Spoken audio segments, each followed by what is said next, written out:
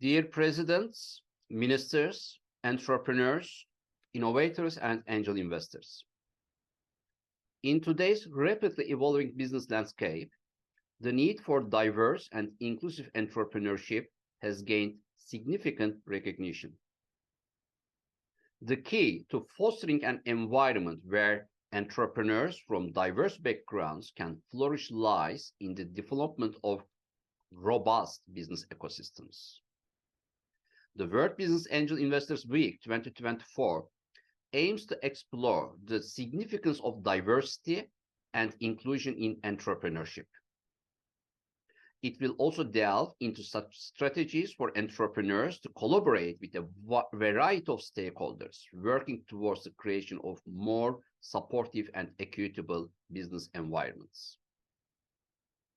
The World Business Angel Investors Week, globally coordinated by the World Business Angel Investment Forum, an affiliated partner of the G20 Global Partnership for Financial Inclusion, serves as a platform for stakeholders to pause and reflect on their rapid journey.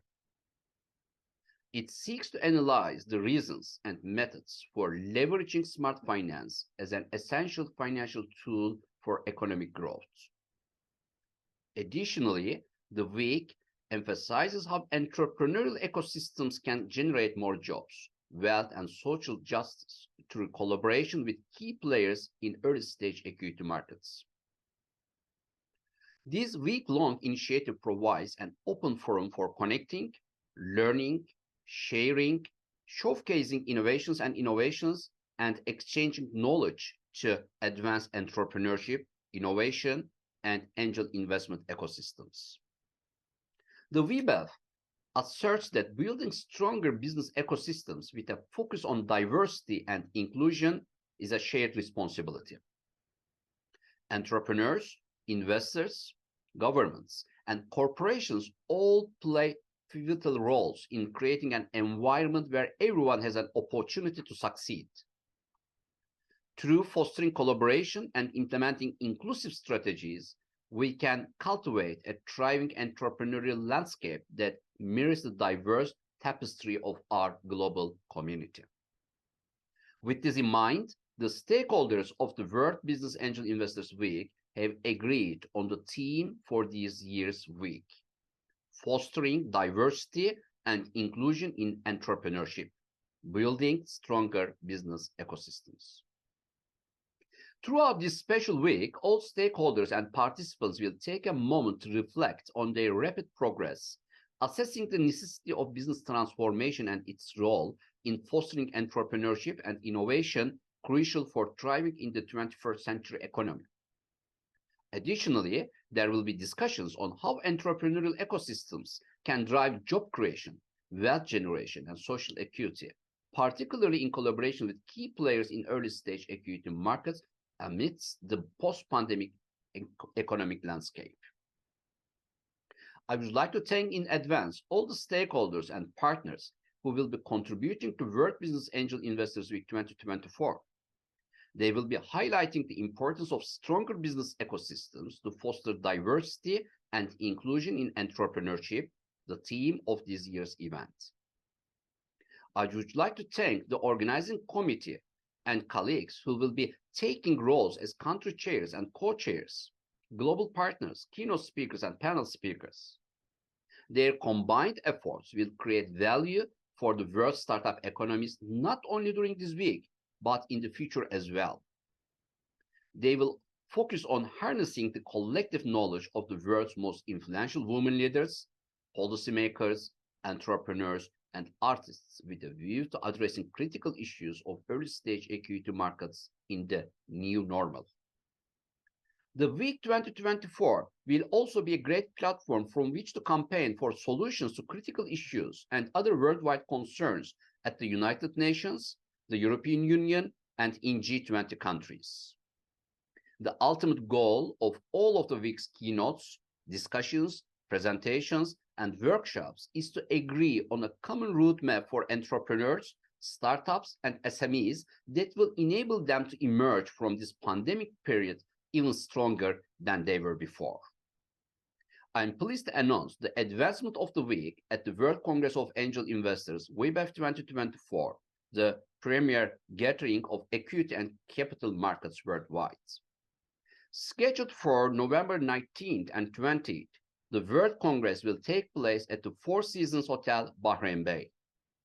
We extend a warm invitation to all global stakeholders to join us in Bahrain for the World Congress of Angel Investors. It is important to note that WIBAF 2024 Bahrain will be held under the patronage of His Royal Highness the Crown Prince and Prime Minister of Bahrain, Prince Salman bin Hamad Al Khalifa. We express our sincere gratitude to His Royal Highness for his unwavering commitment to fostering global economic empowerment through entrepreneurship, innovation, and angel investments. In conclusion, I am confident that each participant in World Business Angel Investors Week until next Sunday will benefit from the collaborative ideas, know-how exchange, training programs and workshops, and global networking opportunities that are offered. I believe that by working together across borders with a common vision and smart dynamics in mind, we are well placed to bring about positive change in the global economy. Thank you.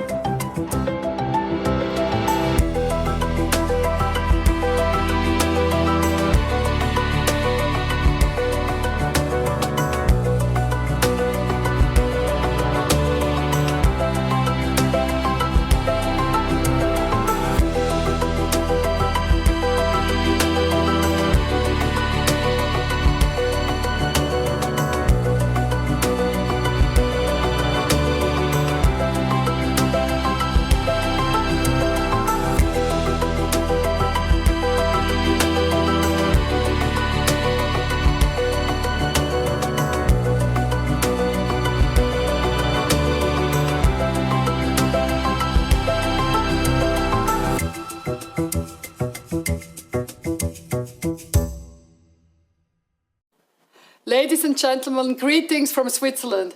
According to a study, companies with more than 30% female managers performed better than companies with a percentage below 30%.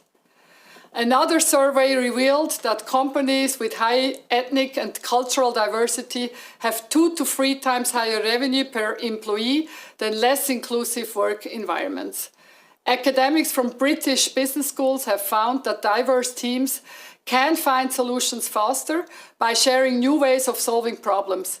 Diversity of opinions in teams also enables individual team members to think more critically and become overall more flexible.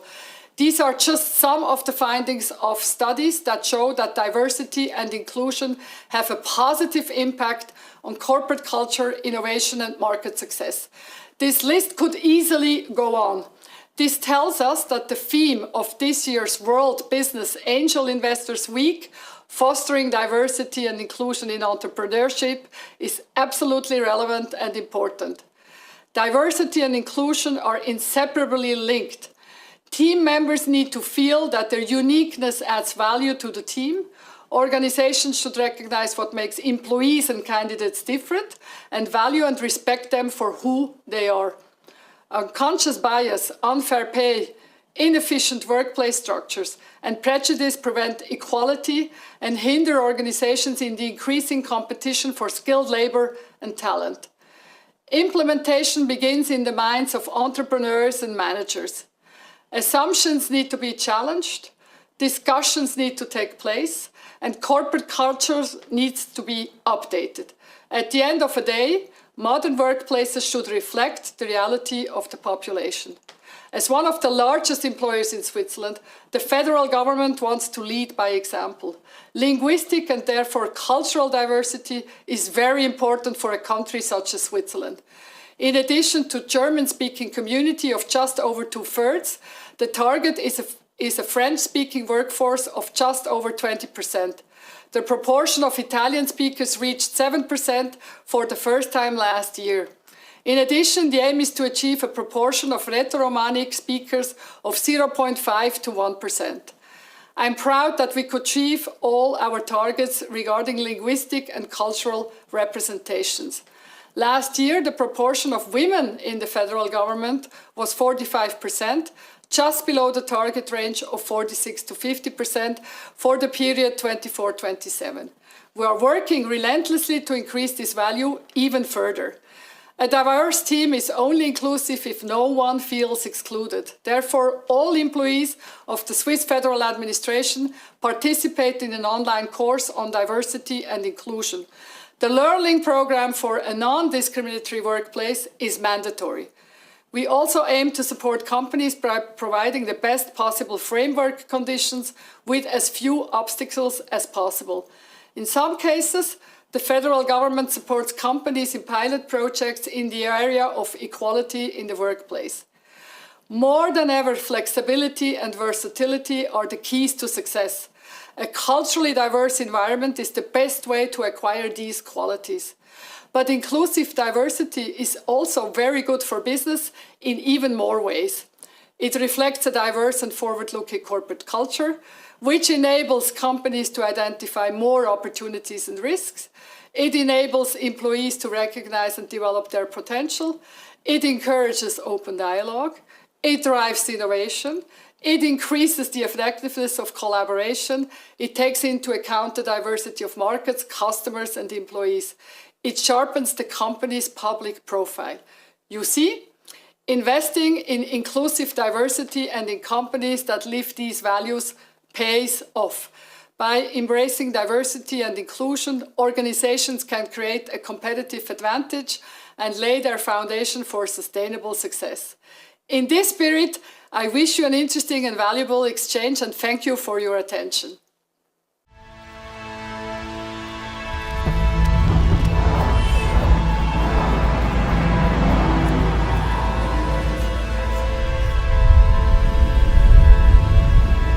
We need innovations. And innovations need education, universities, visionaries, forward-thinking companies, technology transfer. And Switzerland has got it all. So all you need to innovate is a great idea. Well, it's not. Innovation thrives when great ideas are developed with the right partners, when know-how can be transferred and networks can be built, when startups can be founded and achieve their full potential.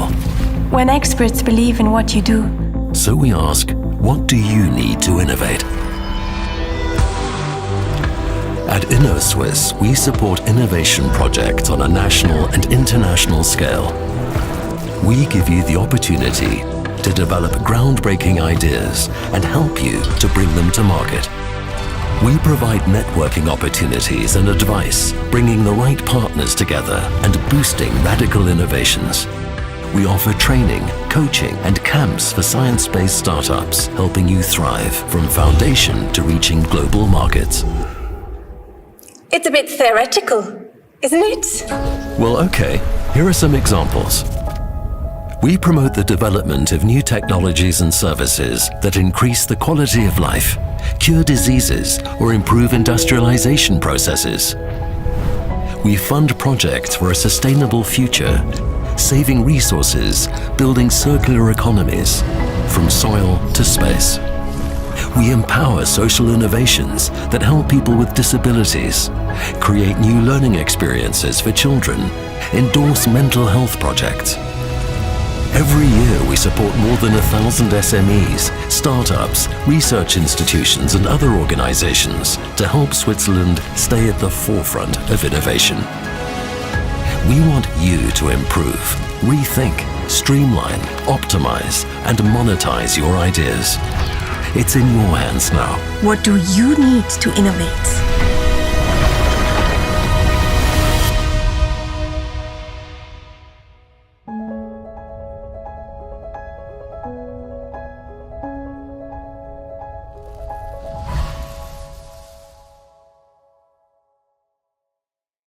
And thank you very much for taking up this topic in this week forum. I'm very glad because you're tackling something that we see and feel as an objective problem. There are more or less 13% of founders, female founders.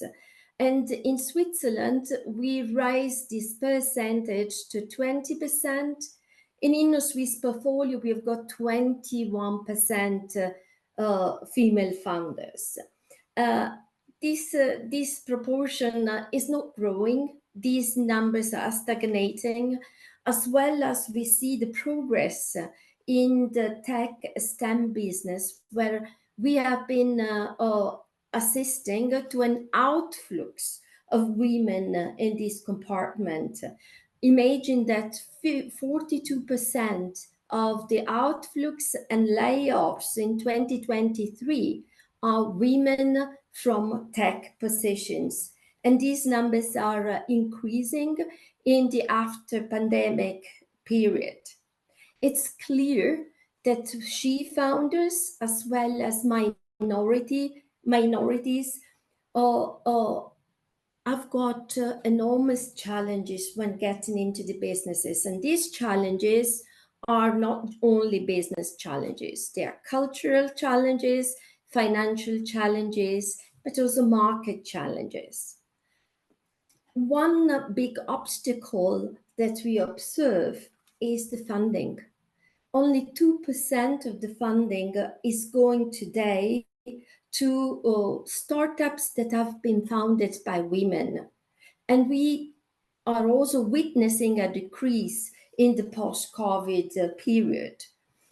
If we look at either minorities as a checkbox, we see that, for example, in the United States, Black-led companies have been founded by 71% less than the year before, compared to a market average of 37%.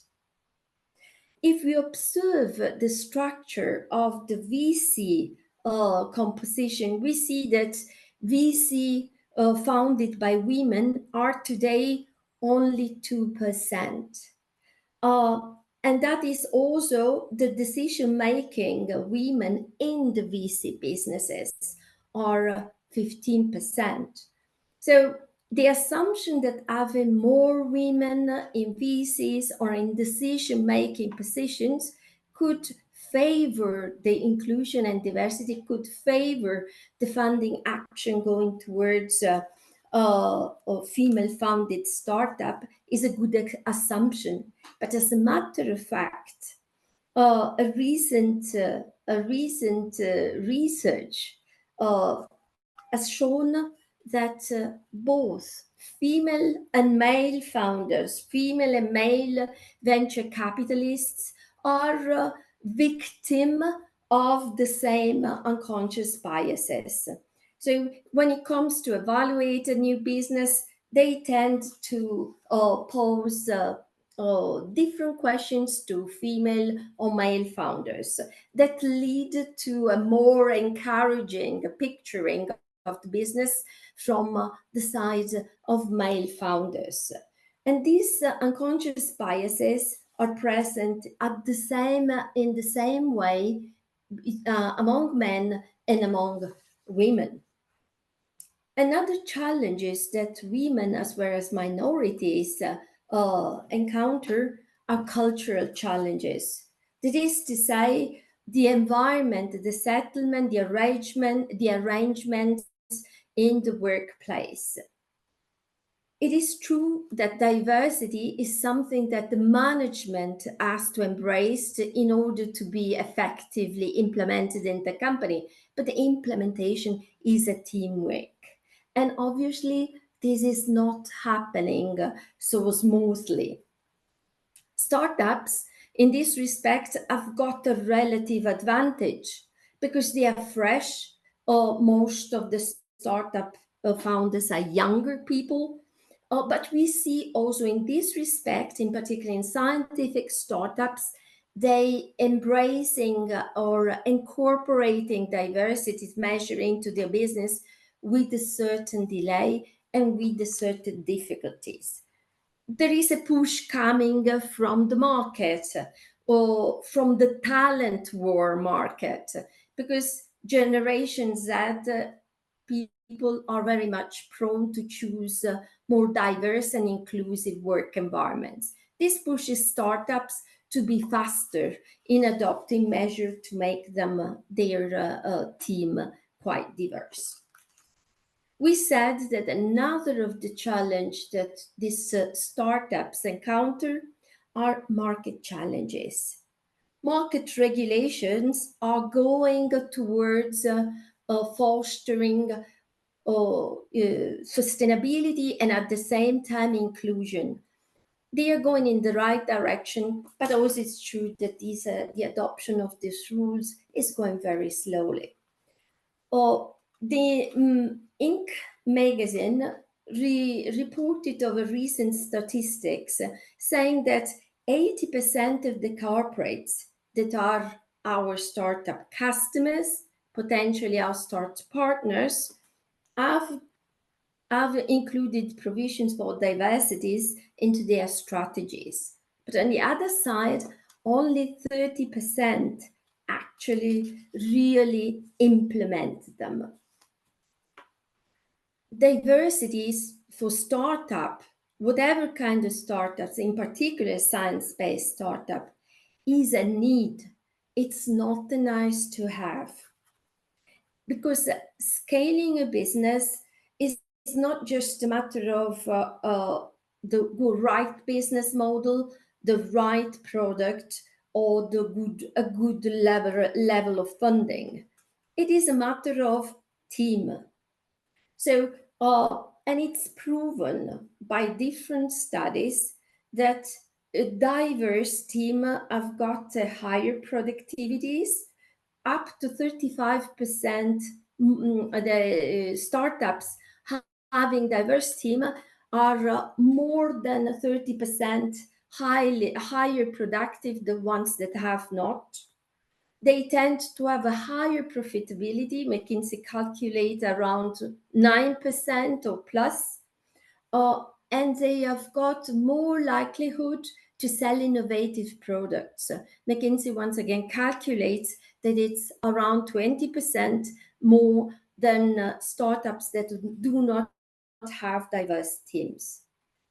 And on top of it, there is twice as much engagement in the team, and there are better decision making and better problem solving. On the other side, pushing diversities, it is not a one-player challenge or a one-player action. It is a systemic challenge. It needs the collaboration of the different actors of the ecosystems.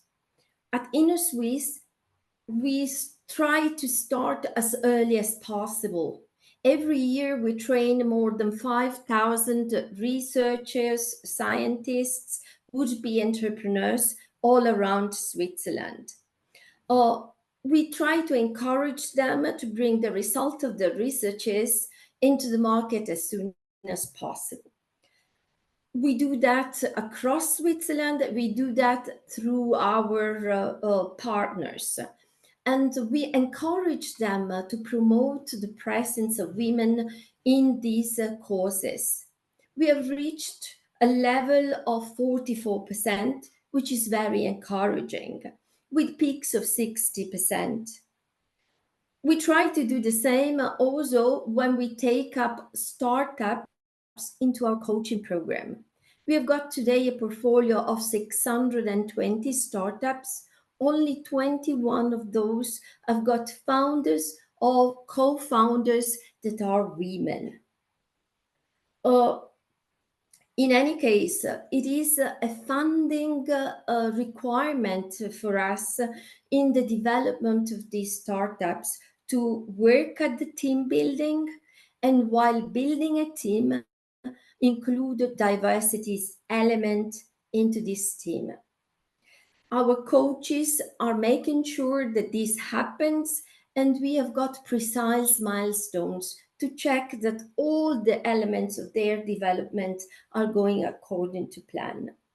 We have also had a special action to increase the number of female coaches. Now we are around 27%. We did that to encourage a better feeling from the female founders, but also to present them some new practical, close to reach role models.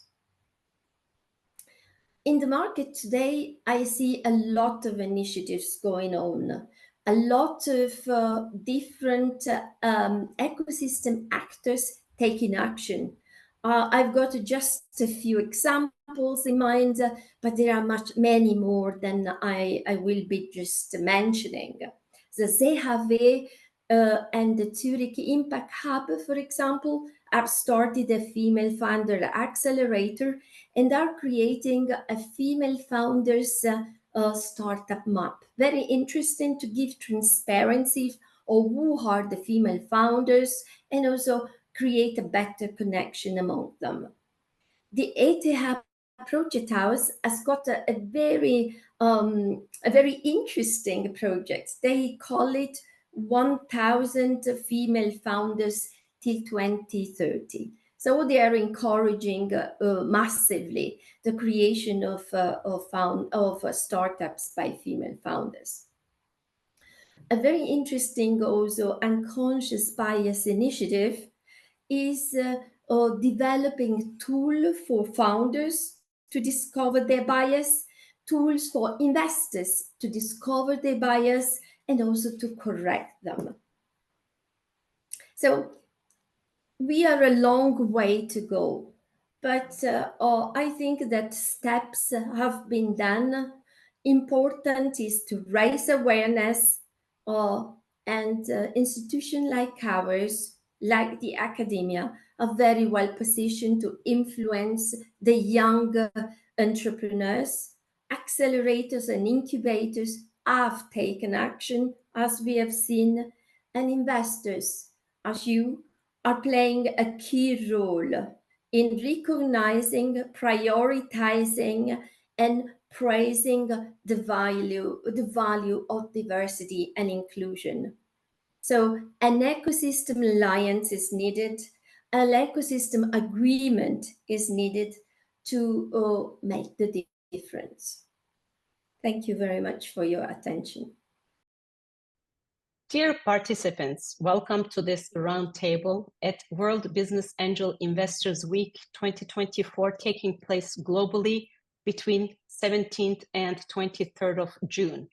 Today, we unite under the pivotal theme, Swiss Innovation Approach for Fostering Diversity and Inclusion in Entrepreneurship to Increase Financial Inclusion, going from local to global. This aligns with our broader vision of building stronger business ecosystems to increase financial inclusion. Welcome all. Our collective mission during this week's keynotes, discussions, presentations, and workshops is to craft a unified roadmap. This roadmap will empower entrepreneurs, startups, and SMEs to not only withstand recent challenges brought by the post-pandemic and geopolitical uncertainties, but to emerge therefrom even from resilient and robust. The recognition of diverse and inclusive entrepreneurship is now more pronounced than ever. The cornerstone of nurturing an environment where entrepreneurs of all backgrounds can thrive is the establishment of strong business ecosystems. Here is what we aim to achieve this week. First, with roundtable dialogues, the World Business Angel Investors Week 2024 will explore the critical role of diversity and inclusion in entrepreneurship. We will host roundtables as a forum for entrepreneurs, angel investors, academicians, thought leaders, and policymakers to dissect the journey that startups undertake. Secondly, we provide a dynamic space for connection, learning, and knowledge exchange with open forum for innovation. This fosters the growth of entrepreneurship, innovation, and angel investment ecosystems. Entrepreneurs, investors, governments, and corporations are key to creating a fertile ground for success, reflecting the rich diversity of our global society. Thirdly, with collaborative strategies, we will explore avenues for entrepreneurs to partner with various stakeholders, aiming to forge more supportive and equitable business climates. And finally, the week spotlights how entrepreneurial ecosystems can create jobs, wealth, and social justice by synergizing with key figures in early-stage equity markets. This week is dedicated to leveraging the insights of the world's most influential women leaders, policymakers, entrepreneurs, and artists. Our goal is to tackle the pressing issues facing early-stage equity markets in today's new normal.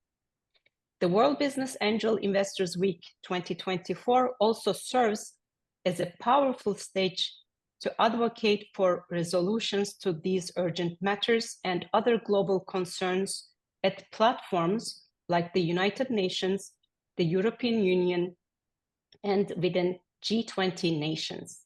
Together, let's shape a future where diversity and financial inclusion are not just ideals, but the foundations of global entrepreneurial success.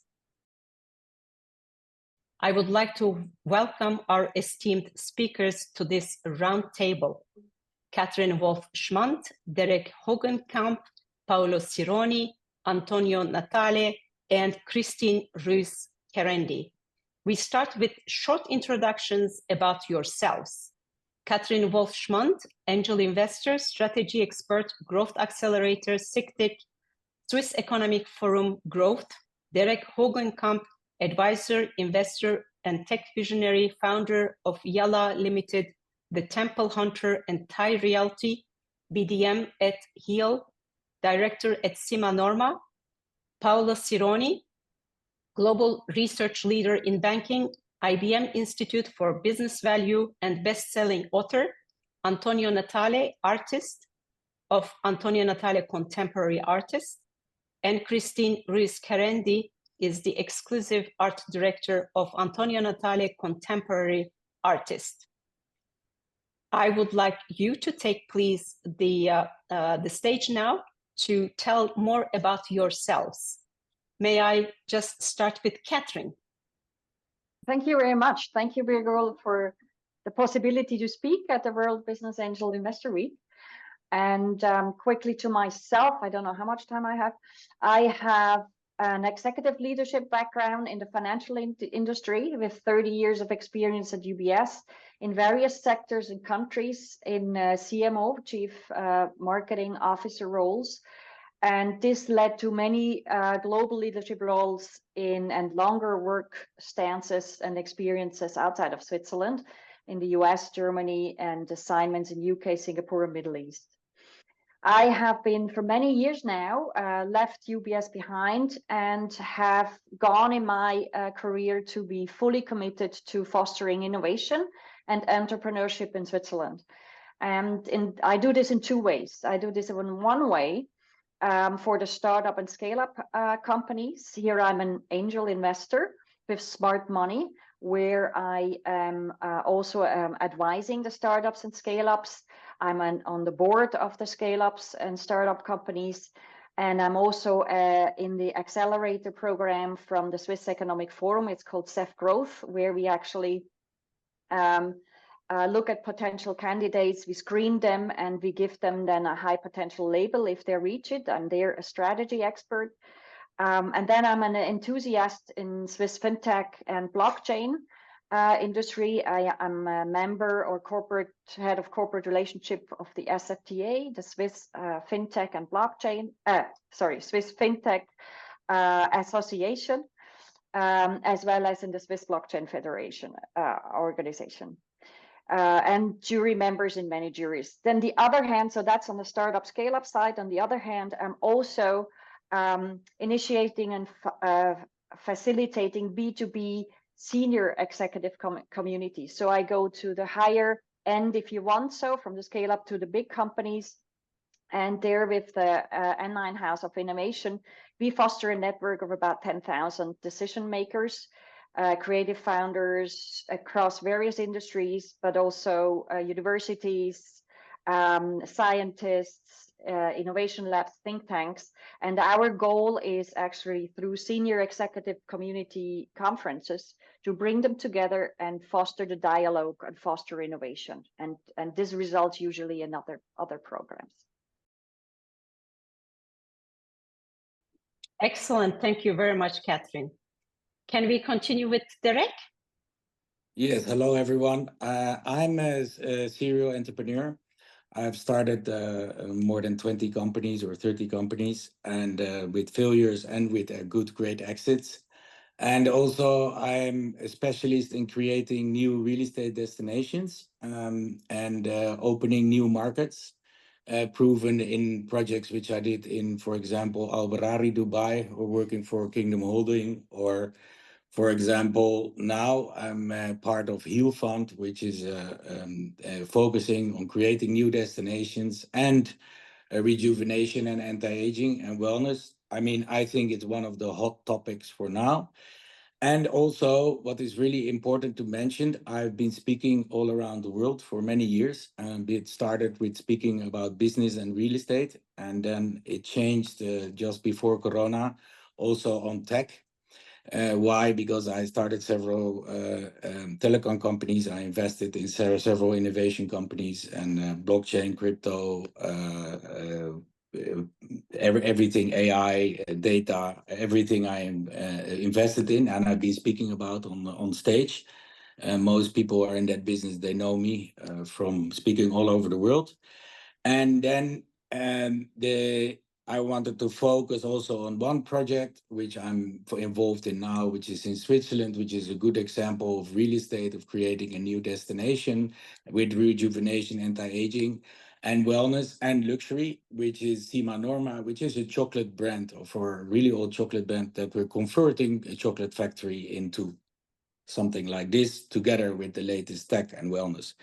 And then lastly, but not least, my main hobby is temple hunting. What does it mean? It means that I go around the world and try to promote and maintain the temples or the churches or the mosque or the synagogue, everything cultural heritage all around the world, digitize it, parallel twin it, metaverse it, blockchain it, put it on tech, so bringing the old world and the new world together. So what does it mean that grandma wants to go back with her child to the temple because it's, for example, gamified for the children, right? So these are some of the many things which I'm interested in. So to make a long story short, it's real estate development and serial entrepreneurship and investment, and of course, tech. So this is what it is. And I really hope that soon also you guys, if you go travel, that you're gonna visit each beautiful asset of that country and visit all the cultural heritage buildings around the world, because I've been doing that since I was born. So that's for many years because I'm starting to get older. But that's why we rejuvenate all the time. Thank you so much. Excellent. Thank you very much, Derek. Maybe continue with Paolo. Hello, everyone. Paolo Cironi. We are here to talk about diversity and inclusion. That means still is not the norm. And whenever we encounter it, we may consider it atypical. And I'm kind of atypical for two reasons. I'm Italian and I moved to Germany where I speak in German to build a startup, my fintech in 2008. Then I am a former business banker in investment banking that was kidnapped by IBM, a technology company, to lead it to leadership. So I've always been breaking borders, life and careers in order to enrich with a diverse perspective the environment in which I've been engaging. And I'm happy to be here on the World Business Angel Investors Week, been participating to the World Business Angels Forum many times. So just glad to share views with you. Thank you, Paolo. Maybe continue now with Antonio Natale and Christine Ruiz Querendi. Hello, everyone. I'm Antonio Natale, and it's a pleasure to be here today. And thank you very much, Birgul, for this invitation for this prestigious panel. So I'm Italian, and I was born in the South Italy, Foggia, in 1965, and where I attended my Liceo Artistico. At the same time, I followed classes in advertising, poster, and fashion design. In 1984, I moved to Rome to study at Accademia delle Belle Arti, and I graduated in 1988. During the span of these years, I traveled across Europe, and I discovered the Northern Expressionists, and their impact was fundamental for my art. In 1997, I started painting on out-of-circulation banknotes from the world over, exhibiting my works in many places in the world, and recognized as the artist of banknotes. Today, I share my life between Italy and Switzerland, where I have in Geneva, my headquarters in the middle of Geneva, in the heart of the Geneva. That's all. Thank you, Antonio. Thank you to you. Christine. Thank you very much for having invited me to this prestigious panel. I'm very honored to be here. I come from a culturally diverse and multilingual background, as my mom is Persian with a Muslim father and a Russian mother who was Christian. And my father, who is Persian as well, is Jewish. And so we grew up a bit in Iran and then moved to Switzerland to participate in this program that was inaugurated by the Shah of Iran, that every person that could go out and study could come back to better the country. And so we were part of the lucky ones that left Iran to study in Switzerland. And 1979 came, and unfortunately we couldn't go back anymore because of the revolution. So my parents moved to New York, and so we had to move too. I studied psychology in New York. I graduated in 1989 with a master's in clinical psychology. Then I moved back to Switzerland to study hotel management because I was really into management and business, and I really wanted to do that. And I studied at Glion and graduated in 1991. After which I settled in Geneva in 94 and opened my practice in 2004, catering to international governments and also to international companies. My parents were very much into arts, as my mom was a huge collector, and I was brought up with this art, in my life. And so I developed a passion for art. And in 2013, by chance, because I fell on a beautiful, beautiful painting of Antonio's that really grabbed me, I decided to meet the artist and to see what he was doing. And that's when I met him, we decided to work together. And now it's been almost 11 years that we're working together. Our little museum is in the heart of Geneva, and we exhibit all over the world internationally and also locally in Switzerland. And we're very proud of that. And as I say, art gives me ways to soar as psychology grounds my feet. So I think I'm in the best of both worlds. I'm also president of a foundation called iWatch Foundation, which takes care of the images and how we perceive images as people, normal people in the street, and how those images influence us to choose wisely or not. So that's an education platform for us. Voilà. Thank you very much, Christine. Well, I'm so delighted to have all of you from so many diverse backgrounds. So I am, thrilled to discuss with you now regarding the different topics, because I'm sure that you are going to contribute with a lot of insights. Let's tackle. So let's continue with your insights on the generic questions first, and we can tackle later on with questions more specifically in your respective sectors in order to understand how they are practiced and how they are applied. I'm now turning back to all of you, Catherine, Derek, Paolo, Antonio, and Christine, with my very first question. I would like to take your views in the same order, if you don't mind. So the first question is about the strategies for inclusive ecosystems and financial inclusion initiatives. In what ways are entrepreneurs, banks, and art incorporating diversity and inclusion strategies to specifically address and improve financial inclusion? Can you share some examples of innovative financial products or services that have emerged from these efforts? Catherine, the stage is yours.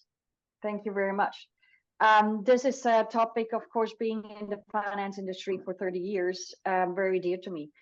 The problem of the finance industry is exactly that documents are very complicated. It's a language that's not being understood or intimidated. So there was always something maybe more male-oriented. It was not clearly stated, but the point was the female especially, or the less, not even say female, but any other profession that was not with financial or statistics or research was a bit intimidated with the whole financial world. Hence, all those would invest less, would less know how to deal with money.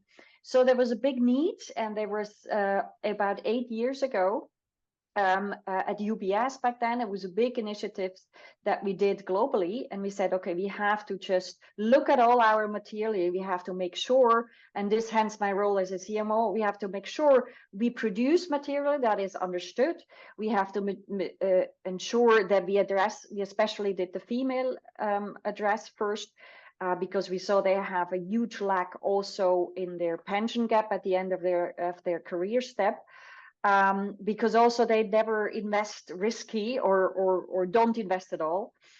So there was a huge global initiative, and we pushed that through and actually got awareness. The point was first to get the awareness on that side, and that was a huge success, and it changed quite a bit. So this awareness and now addressing also less literature, financial literature people.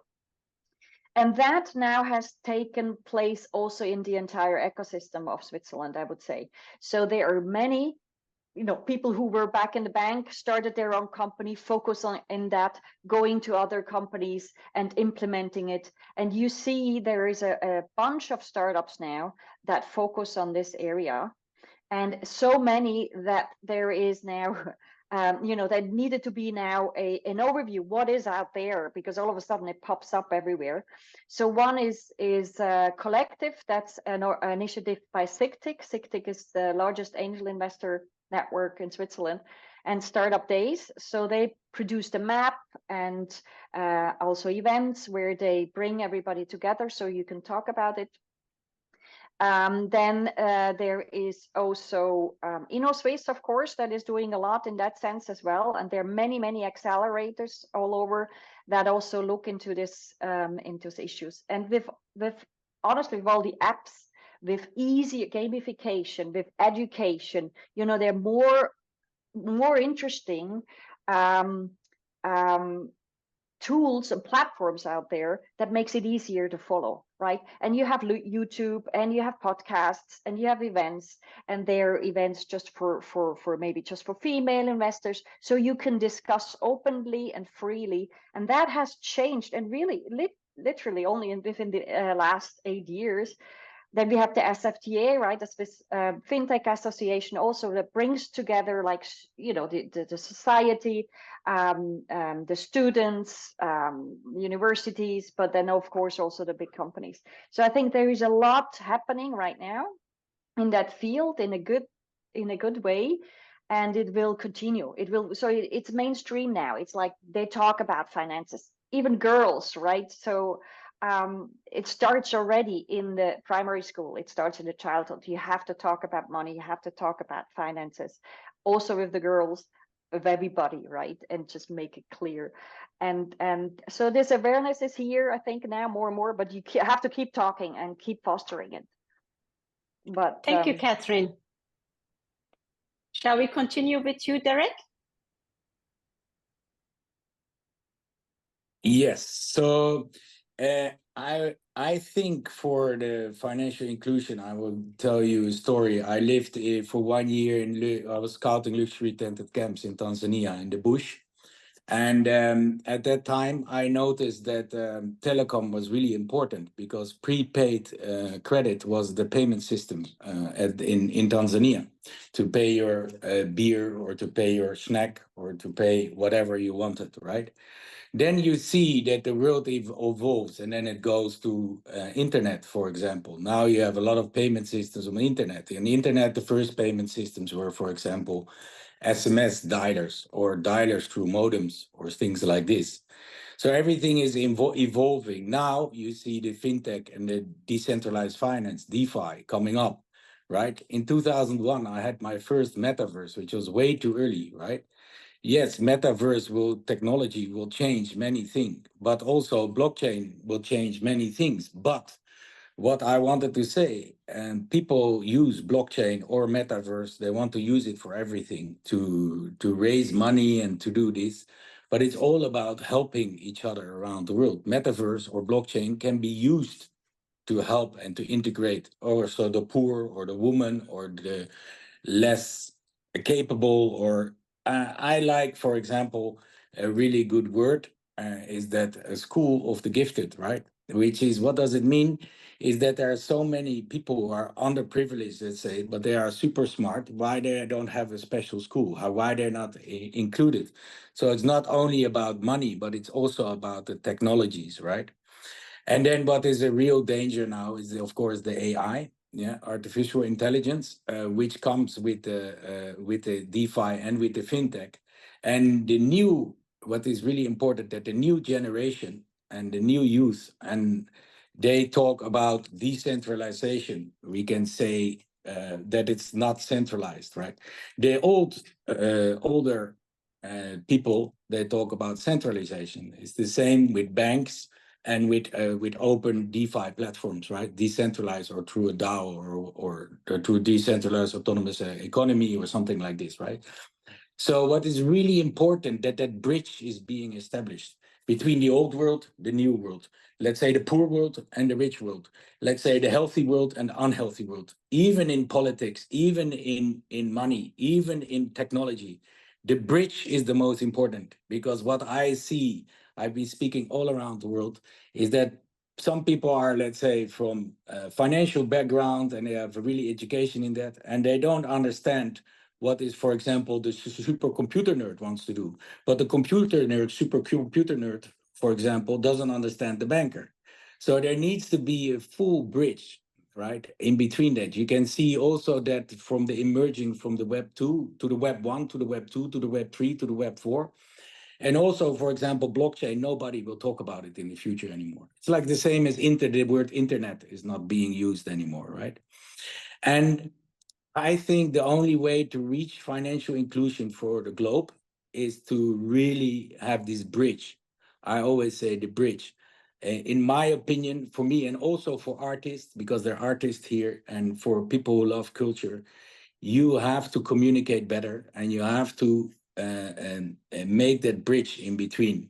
Because even I remember really well that I had a foundation in Tanzania, and I wanted to help people. And I thought my opinion and my things were good. But in the end, I shut down the foundation and I started another foundation because these people didn't want to be helped in that subject. I'm not going to go into that subject. And luckily, I found out. But I see that happening all the time because every culture is different. It is a difference between every single culture, every single country. I lived in more than 40 countries. I speak more than 12 languages. Whatever, it doesn't matter, right? It's about understanding and being open through all different cultures and also different financial systems. For example, when I'm public speaking in Pakistan or in Indonesia or in Thailand or in America or in Holland or in US or in Switzerland, it's completely different.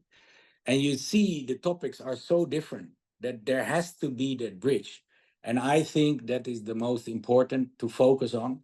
And also not go too far with AI, not go too far with blockchain, not go too far with metaverse, not go too far with fintech.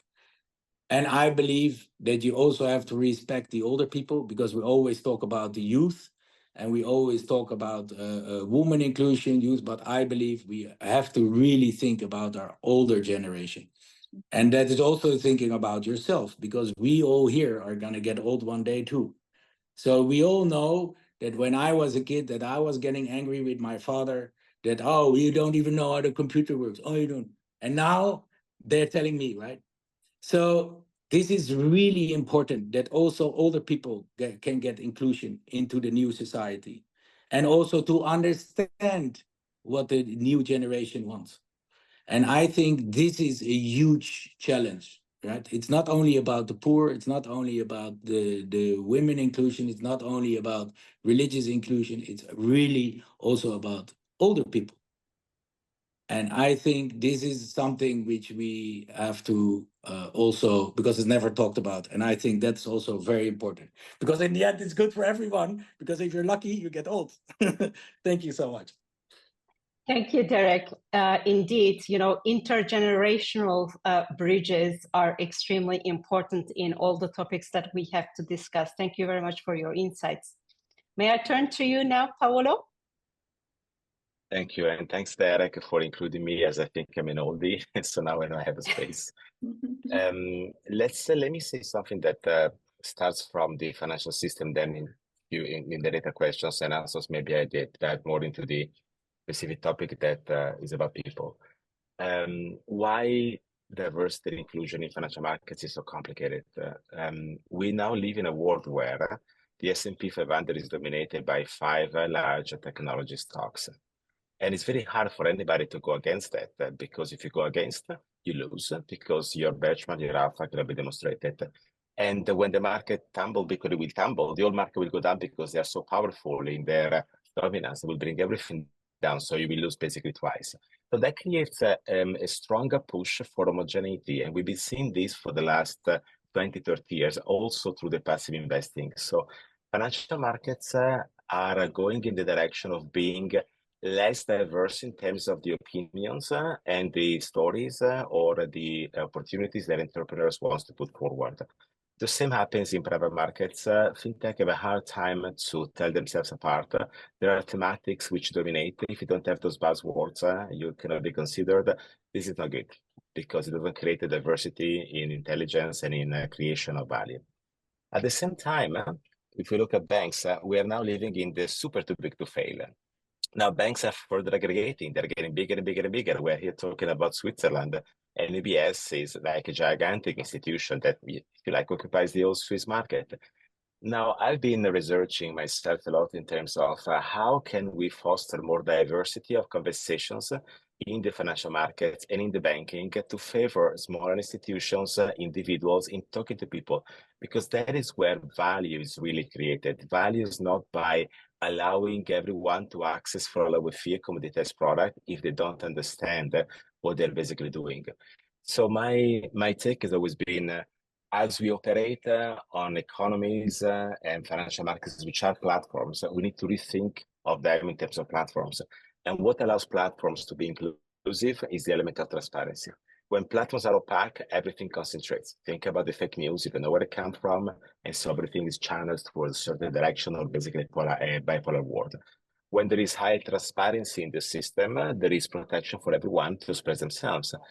So I'm looking at how platform of advisory can basically power up a multitude of different conversations, making them more accessible because technology would allow basically the advisory burden to be more feasible for the many, not just for the affluent or the ultra high net worth, but in a way that the diversity of conversations allow everyone to position, and that will make the system more resilient. Also, in places like Switzerland, where of course there is an issue of financial inclusion because not the whole society, if you like, is on board, but clearly it's not the same situation of Africa. But even in Switzerland, there is this issue of the homogeneity of the financial bets that can only be broken if you allow the financial system to be more diverse and inclusive of different ideas.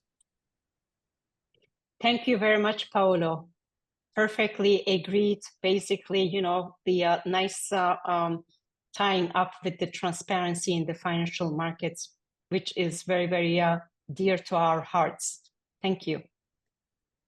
Christine and Antonio, from an artist perspective, what are your insights on this topic? Well, I have to say that in Switzerland, I know that there's a lot of innovative initiatives that have been taking place. I know that before, I mean, always artists are the last people who can manage their business individually themselves, because they have no knowledge of finances, and it's very hard to find somebody who can represent them so that they get, you know, paid nicely and be inclusive, you know, to have the inclusivity. So I know that in there's a lot of initiatives that have been that are available now, like the Money Museum in Zurich, that is combining exhibits on, let's say, banknotes, and also bring an education to a program to artists and also to every person in the street. You were talking about old people. They also can go there and learn. And the Kunsthalle also provides a community art project that will involve the artists and the communities to discuss such matters as inclusion, economically, and economic justice, and raise awareness by educating them. So these are two important platforms that have been created. And I also want to say that now there are digital banks that are opening, where before we didn't have this opportunity. And today, because of the digital banks, like one of them is Yapeel, which is a mobile digital bank that gives provides services with no hidden fees for young people. And this is really great. Another thing is Twint. We have this system on mobile phones that enables somebody to transfer money or to receive it instantly without fees. So that's also great. And another one is CredX. It's also a platform that enables people that have bad credits, like most of artists do, to be able to restore that credit by getting smaller loans that are manageable, or getting financial education, for instance. And I know that in some schools that have started here in Switzerland, there's an educational program that starts for 17, 18-year-olds, enabling them to understand what financial challenges are ahead of them, and how they can manage it and understand how it works. So all these things are good or positive, I think. And they bring the new into the old world of how we were supposed to deal with inclusion and financially. Thank you very much. So what I'm hearing is, there are a lot of issues with scaling globally, with the cultural sensitivities and the challenges. And there needs to be some collaborative efforts. So how do you think that we could scale internationally some efforts regarding those unique challenges that the entrepreneurs and the businesses are facing in different financial ecosystem? How can they adapt their models to ensure inclusivity across borders? And what role do these collaborations play in enhancing financial inclusion globally? Maybe we can continue with Catherine regarding the different collaborative efforts and on the different challenges that we are facing. Okay. What it really means, this whole digital revolution now, and this new apps, this new DeFi, Web3, but also even in the old web, it just means with an app, and everyone in the world with an internet has access to these solutions. So I think what we are experiencing right now, and it will go further with AI even further, is that our globalization, that we said is globalization, we go and make a step abroad, etc. It's going to happen immediately, because now, and even with the language barriers, we have to bear that in mind. It was always a problem. Okay, you go to YouTube, for example, you have a Chinese video, and that was like, okay, yeah, I'm not looking at it. It doesn't matter anymore. The language barrier has disappeared.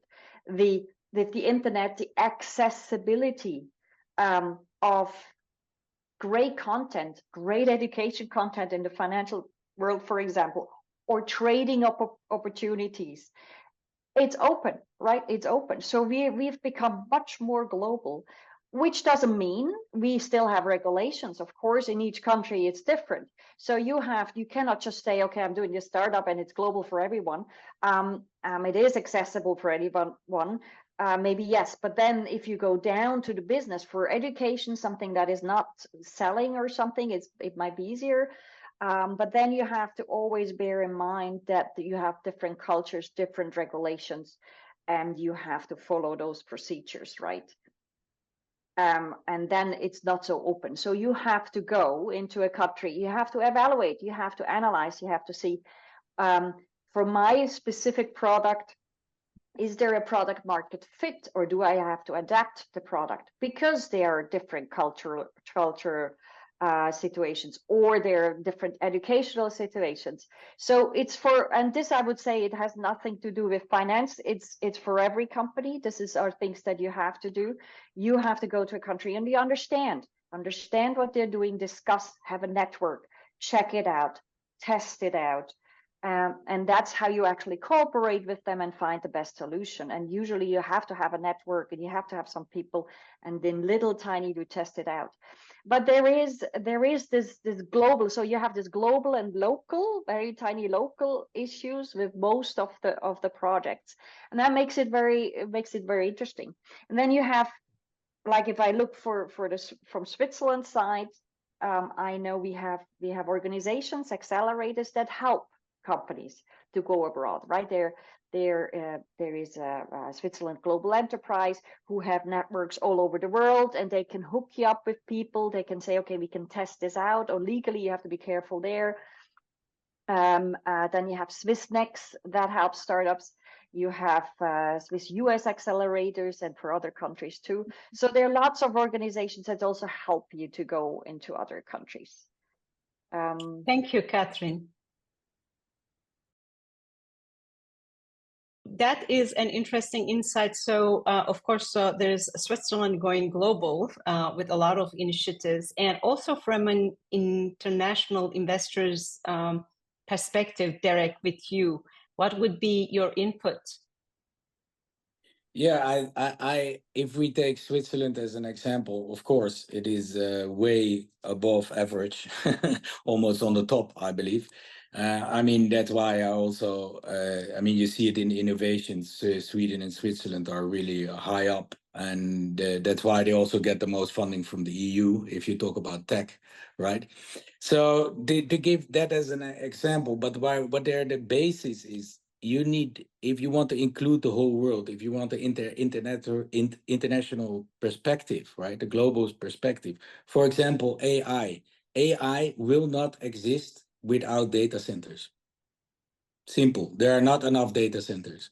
Data centers do not exist without energy. So if you don't have the energy source, there is no data center, right? So there's no AI. So let's go back to the core, right? We all come back to the core, energy, then data centers, then AI, right? People don't think about that. So whole question about supply and demand. So that is one point. The other point I wanted to make is it is very difficult for even Switzerland to include other countries. And that is mainly because of security reasons, right? And because it's very easy nowadays, if everything would be truly open, which is still not, then there would be a lot of security breaches, and there is always good and bad people and good and bad causes in the world. So this is also a very important thing to focus on, right?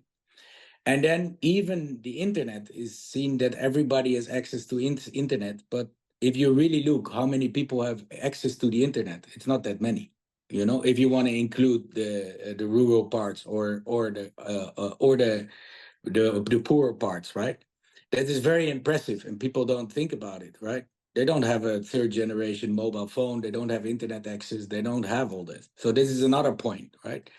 So what I find, again, come back to the same point. What I find interesting is that everybody always focuses what works really well in their environment.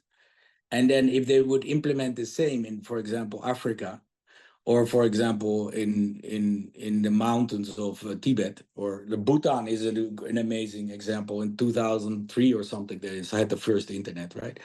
So these are really interesting things. And also, when you implement this innovation and when you are an entrepreneur, you have to have a long-term strategy, because most entrepreneurs now, they only think about money, in and out, pump and dump. You have to have this long-term strategy, and you have to think, which also was mentioned, is about the morals, right? You have to implement these morals. You have to be ethical. You have to be moral, right? And also, I believe what is being really well said here before also, everything is controlled by a few players. And this is also a really big issue, because I always ask the question when an entrepreneur, and I'm an investor, and I ask to the entrepreneur, oh, what would you do with your company now if they offer you $3 million, if it's a real early startup and you exit, or if it's a already proven concept or a revenue generating company, and I said if they offer you 50 million or even 1 billion, right? If a unicorn, whatever. Most of them in reality would exit. I look always at the investors, what I think the investors, at the entrepreneurs who even won't sell. They have a true mission, they have a true belief, and I think that's missing also lately. It is so focused on economical benefit. I think we should go back to on the long-term focus, how you can change the world, how you can inclusive, how you bring innovation for long-term. Like, for example, for every technology, you need a device, right? Even for payment. That's why I came up, which is, by the way, originally a Swedish product, came up with Palm Fusion, that you use your hand as your payment system, right? That you scan your hand and that is your payment system, right? Which was already many years ago. Now it exists already. But why is that? Because almost everyone has a hand, right?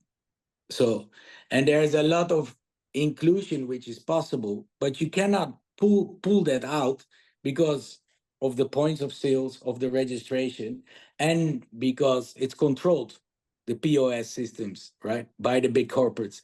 And the mobile companies don't want you to have this product on the market, so they will buy you, right? So this is exactly what I think we should also look at, is how we can really include everyone, right? Same what happened in the banking system. It's really great that all these new digital banks are popping up from for everywhere, like Banksa or like the other ones which were mentioned, and do a lot of inclusion. But there also, I hope that those guys will continue and that they won't be taken over immediately and then, okay, thank you very much, my money, I'm retired. I really hope some of there, for sure, some of them, but that is also my wish for the entrepreneur, because then he has a long-term vision, then he really goes for it, right? And I think that is something which we have to promote with the entrepreneurs and also with the investors themselves. Not only look at the money, look at the happiness, look at the morals, look at the ethics, look at changing the world for a better place. That's very interesting. So that is telling a lot, you know, in terms of the different factors that you would be evaluating, for example, before making investments in the startups and putting even more money in scale-ups, et cetera. Thank you, Derek. I'm just turning to Paolo now in order to get your insights. Perhaps you could tell us a little bit the perspective from a global research institute, which is the IBM, right? That's where you are involved. What is IBM doing regarding these sensitive issues? Well, IBM is a truly diverse and international company. I have to say that this is part of the company value. Doesn't mean that the company is perfect and everything works as expected, but I think that every colleague is making a sincere effort to make sure that these principles are not just thoughts, but are also reality. So walk the walk, not only talk the talk. And I have to say that the point of view from a global company is pretty interesting. It's the first time before I worked for other large institutions, but very localized geographically. But working for a global company provides a very different perspective, not only in the way people work, but also in the way the various systems operate on the landscape of innovation. And let me give you this example. As I've been traveling continuously, I think you can divide the world into three macro areas. The US is where technology has been invented, the digital technology. Chinese are getting very competitive, but largely speaking, the digital revolution started there. And I have to say that now even AI is making further progresses and advances in the US, while we thought the Chinese having more data were ahead of the curve. Europe is where the regulation is born because it's important for the creation of the capital market union, the protection of the investors. Again, regulation is not always perfect, but I would say that it is a distinctive element of the European landscape.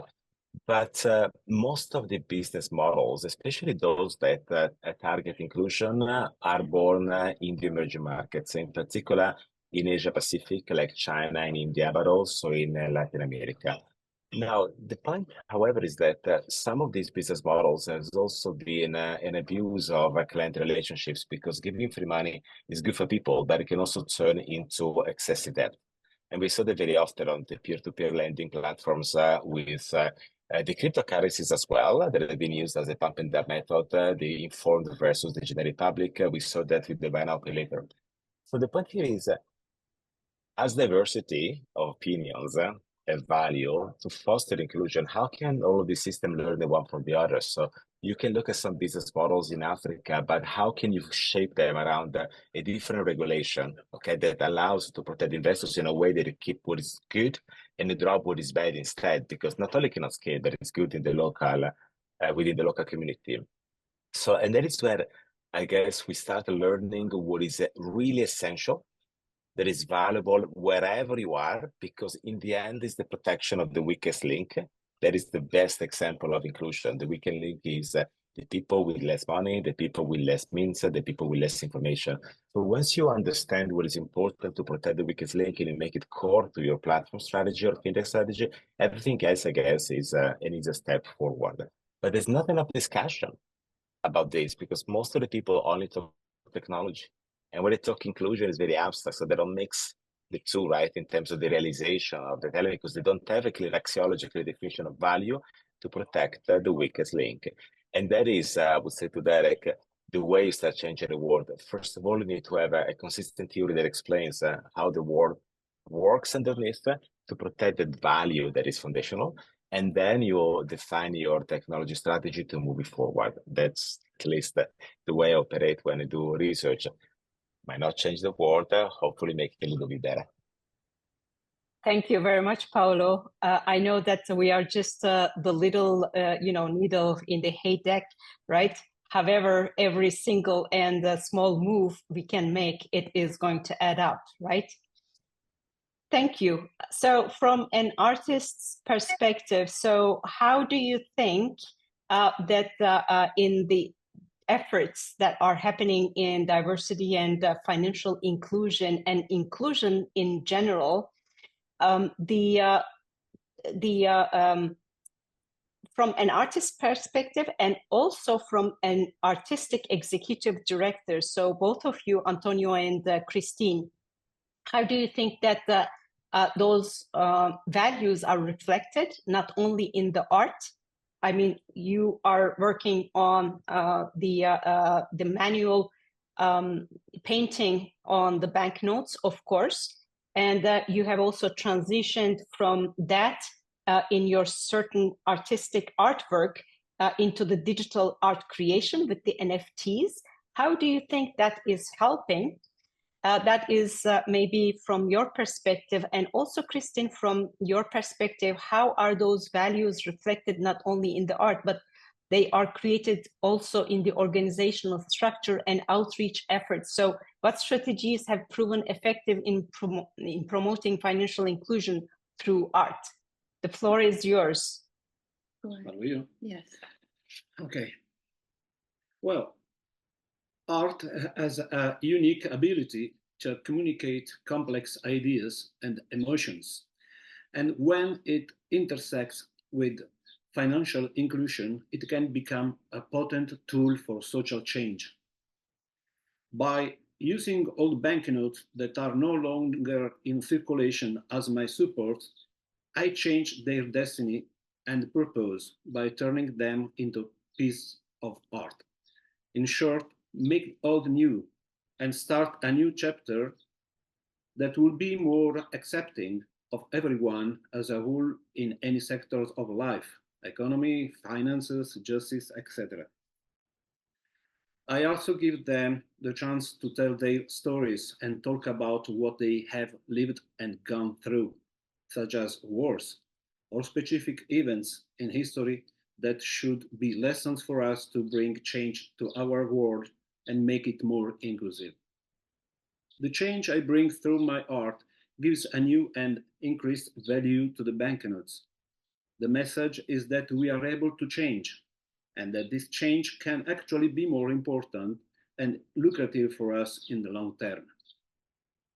It is finally my attempt to gather the people of the world represented by the banknotes under one same banner of art.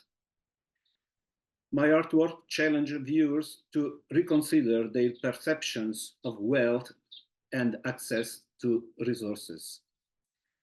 About NFTs, NFTs have the potential to democratize access to wealth by giving the artists a new way to reach larger audiences and have a fair compensation for their work.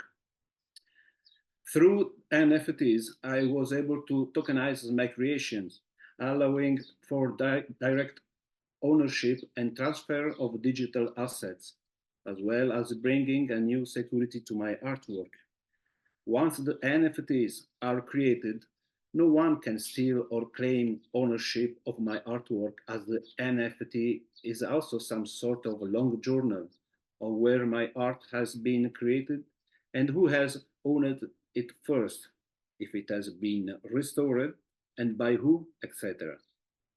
In 2020, I created a collector's art car on the legendary Puma GTA of Brazil with the precious help of a Lotan SA Geneva.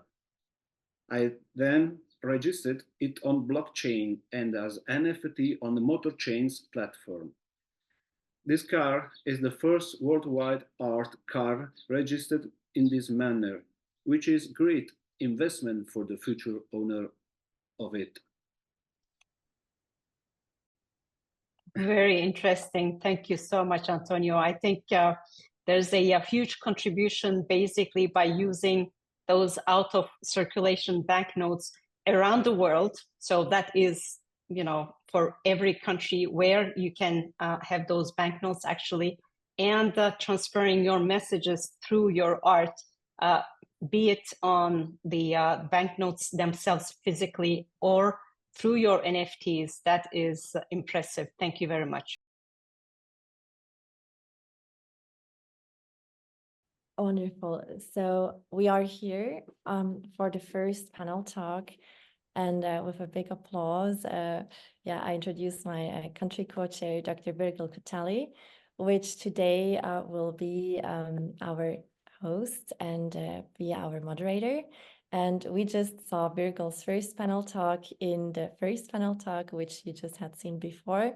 Thank you, Birgül, for that. It was amazing. Just wonderful, all those people and the topics. I loved it. And thank you, Antonia. And now for the second panel talk, I would say we dive into the topic pioneering perspectives, leveraging technological innovation to enhance diversity and financial inclusion in entrepreneurship with Startup Insights. And Birgül will lead us through this amazing journey today. And I would say, Birgül, the floor is yours. Hello, Kumar Dev. Hello, how are you doing? Very well, thank you so much. So welcome to our roundtable today.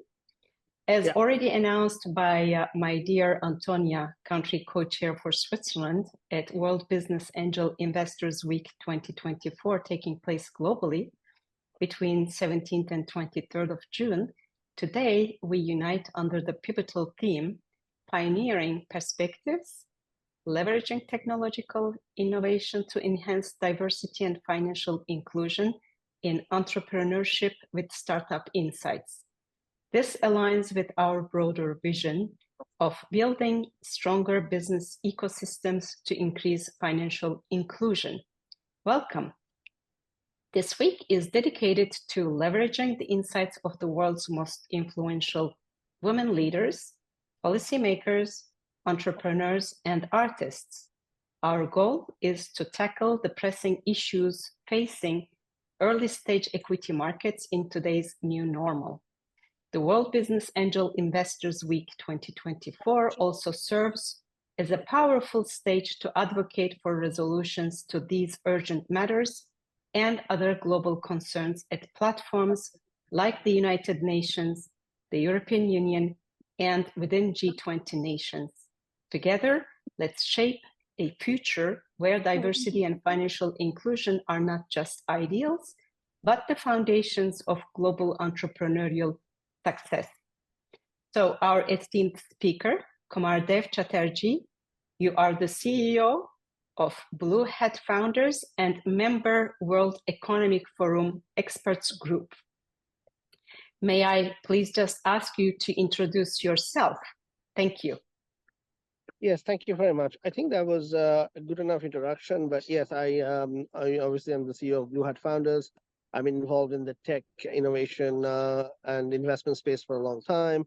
I'm a member of the World Economic Forum Expert Network. I'm also a member of the Interpol's advisory group on Web3, similarly for other organizations. I don't want to go through the whole list, but my focus has been on the intersection of technology, investment, and entrepreneurship. So that's and of course the governance and policy that surrounds that. So very happy to be on this particular panel with the World Business Angel Investor Week 2024, and looking forward to discussing the topics. Absolutely. Thank you very much for this very nice introduction. Kumardev, you are very much involved in the diversity and equity and inclusion. This is a topic that is gathering storm very currently. And we were just wondering how the financial inclusion for diverse groups are affected basically in this storm. Can you tell us a little bit about this? Yes, so I think it's important to understand why there's a storm, and there is this sort of tumultuous period that this is going through. A, because of the geopolitical alignments that are going on globally, but also B, because some of the efforts that were taken were wrong-headed or misguided, and as a result, after let's say almost half a decade of DIA initiatives, there has been a lot of let's say feedback on certain aspects of it that are not really very positive. There have also been some backlashes, and some of the people, what I think has been really damaging is some of the people who were most sort of categorized as being those who would be helped and who would be enabled as a result of this initiative are actually the ones who have complained and have given feedback that it's not helping them. If anything, it has stopped helping them. It's acting as a negative influencer on and having a negative impact on their careers and on their lives, right? And so Absolutely. now, right? So now there is this sort of feeling that, oh, okay, is DEI in itself valid, and how does that? Should we look at something else? Should we scrap all DEI initiatives? And there have been some high-profile DI initiatives that have either been scaled back or stopped. But of course, politics, particularly in the US, plays a role in defining the public perception of these initiatives and their effect overall. I think when it comes to financial inclusion, the effect is particularly, at this point, rather, I would say, strong, because financial inclusion, by definition, is about bringing financial resources and to those groups that are marginalized and normally have no access to any sort of financial resources. And in the developed world, we go by credit scores and the use of AI now on top of credit scores. And in the developing world, in other parts of the world, you see that this is really it comes down to individuals accepting or not to provide financial resources to a huge group or community. In certain cases, you have entire communities that are excluded from any kind of financial inclusion because the people who are in charge or the gatekeepers to financial resources have taken the view that these people should not be allowed in, or they should be restricted, etc., etc. Some of these things are based on of course, things like race and gender, but some of them are also based on policy in terms of prioritizing certain groups over others, because it makes more sense from a vote bank perspective to prioritize certain groups over others, right? And that's how it works. So I think that at the moment, if you look around the world, financial inclusion is taking a backseat. It's taking for diverse groups taking a backseat. I think women are particularly affected. Just today, I was in one of the groups in a major institution, I will not name the institution, which has some, and that group has some very influential people, and we have male investors there openly challenging the fact that women VCs and women founders are not getting access to financial resources based on gender. I mean, one person actually said, no, there's nothing to do with gender. It's nothing to do with any of that. It's just because, they're not good enough. Right. So these old hackneyed arguments are being brought back to the forefront by mostly men. And that's very damaging, of course, and that is not helping tackle the issue. We've just got to the point where women are getting more access to resources in the technology, innovation, and investment worlds, and this is coming at a very wrong time for them in perspective of scaling up. They've just gone to cross the first threshold, and now there's a new glass ceiling. The glass ceiling might not be glass anymore; it might be fiberglass, but it's there. It's just gone up a little bit. You have more room, but there's still a limit to what you can do. And then, of course, historically disadvantaged groups like Black people in the United States, mostly, but also other groups in the US and other places around the world. It doesn't matter what color you are, or there are always groups that are marginalized, and so there's a backlash against, we should not be focusing on trying for financial inclusion. Let's focus on merit alone, right? And these arguments are coming back. So I would say it's actually pretty bad. And AI, I think, has added another dimension to the whole problem. That's exactly the next question, actually, for you, Kumar Dev, because I mean, staying in the field of loans and credit worthiness evaluations, how do you think that the use of AI actually affecting the minority communities when it comes to allocating the loans and the credit worthiness to those minority communities? Yeah, so I was on a panel a few months back. I think it was in September, October last year, with major insurers and for the insurance industry in the UK. We had Marsh McLennan and other major companies there. And we talked about this topic, and I said, basically, AI is not magic. And, sorry for those who think that there's some sort of God coming out of AI or a new God. None of that is happening. Large language models are actually very bad in constructing logic, real world logic. They're good at interpretation and good at collecting data and analyzing, but they're not really logical beings, so to speak. But they do very well with data. And so essentially, with any AI system, it comes down to data and code, quality of code and data. The famous experiment of if you're in a car running down a highway and there were people crossing, what would AI do? Would it stop the car and kill the driver, or would it let the driver live and run over the pedestrian? And now if we add color and other dimensions to that, gender and other dimensions to that, suddenly it becomes a hugely complex problem. And then what does AI depend on? The kind of AI we have today depends on historical data. And historical data, I mean, in the US, for example, there was a period when Black people had no access to any kinds of loans because it was just done that way, that if you were Black and you lived in certain states, you're just not going to have access to home loans because they didn't want Black people to own homes in the US at some point, right? There was this, not on the global, not on the country level, but in specific states, in specific areas, women were prevented from getting jobs or meaningful jobs or going up the ladder and all these sorts of things. And these are encoded in data. So there are refusals and profiles created of people based on gender and color, which are completely done in the incorrect way. And there was a recent study that showed that bail applicants, when you use AI to adjudicate bail applicants, people of color and women are adversely affected, more adversely affected than any other groups, right? And so the AI is working off all of that data, and you can see the results. There have been so many terrible examples of AI going completely out of control because of, is based on what input it's getting from the world and what data it is reading. So I think that when it comes to the case of DEI, diversity, inclusion, and financial inclusion for diverse groups, AI is a real problem for that, because the data that it's working on, the data sets that it's working on, both historical and the current data that it gets from human interactions on the internet and other places, is very much skewed against diversity initiatives, especially against financial inclusion.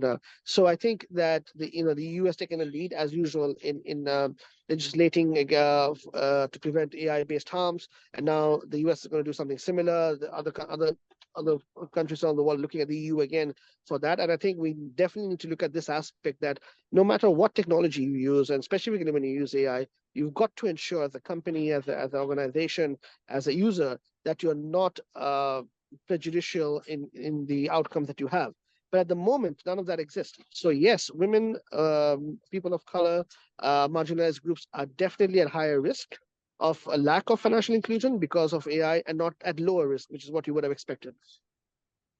Absolutely. Thank you very much, Kumar Dev, for your invaluable insights actually in the DEI area, and particularly in looking at the loan and credit areas where the minority communities may be actually, underrepresented, or the technology is not reflective of what the communities are going through. Thank you very much for these insights and providing us very inspiring guidance in this area. Just before closing, I would like to announce our next event as an advancement of this week at the World Congress of Angel Investors, WBAF 2024, the premier gathering of equity and capital markets worldwide. It is scheduled for November 19th and 20th. The World Congress will take place at the Four Seasons Hotel, Bahrain Bay.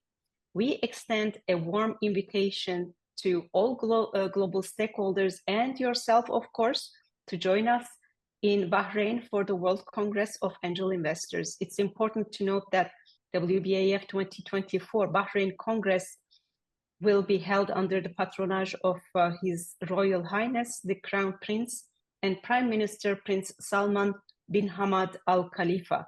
We express our sincere gratitude to His Royal Highness for his unwavering commitment to fostering global economic empowerment through entrepreneurship, innovation, and angel investment. With that, we express here with all our gratitude to yourself, Kumar Dev. Thank you for participating. Thank you very much, Dr. Birgul, and looking forward to joining you guys in November. Thank you. Thank you. Bye-bye. Dear participants, welcome to this roundtable. As announced by my dear Antonia, country co-chair for Switzerland at World Business Angel Investors Week 2024, taking place globally between 17th and the 23rd of June.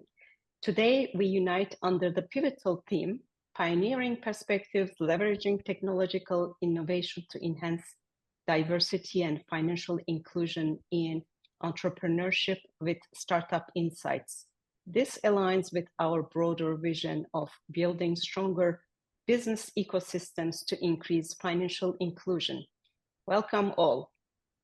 This week is dedicated to leveraging the insights of the world's most influential women leaders, policymakers, entrepreneurs, and artists. Our goal is to tackle the pressing issues facing early-stage equity markets in today's new normal. The World Business Angel Investors Week 2024 also serves as a powerful stage to advocate for resolutions to these urgent matters and other global concerns at platforms like the United Nations, the European Union, and within G20 nations. Together, let's shape a future where diversity and financial inclusion are not just ideals, but the foundations of global entrepreneurial success. Our esteemed speakers around this roundtable: Antonia Martina Dürrisch, Swiss politician, president of AC Attractive Corporation AG, senator for Switzerland at the World Business Angel Investment Forum and global shaper; Philip van Nedervelde, founder and CEO of Ecoverse; and Guzel Musina, founder and managing general partner at Bridgemount Sustainable and Social Impact Umbrella Fund. Welcome one more time. Shall we start with short introductions about yourselves? We would like to learn more about yourselves than the titles that I have enumerated, which are very long for each of you. The floor is yours. Shall we start with Antonia, please? Thank you, Birgul. Hello, everyone. It's a pleasure to be here today. It's always so difficult to say who you are in short sentences, but I'm basically striving for fairer and for just a world where everyone has the same chances to succeed and have a happy life. I myself am a politician where I focus solely on social and green topics, but as well for economical topics, because I myself am an economist and my background is artificial intelligence management. So I'm an expert in this field as well.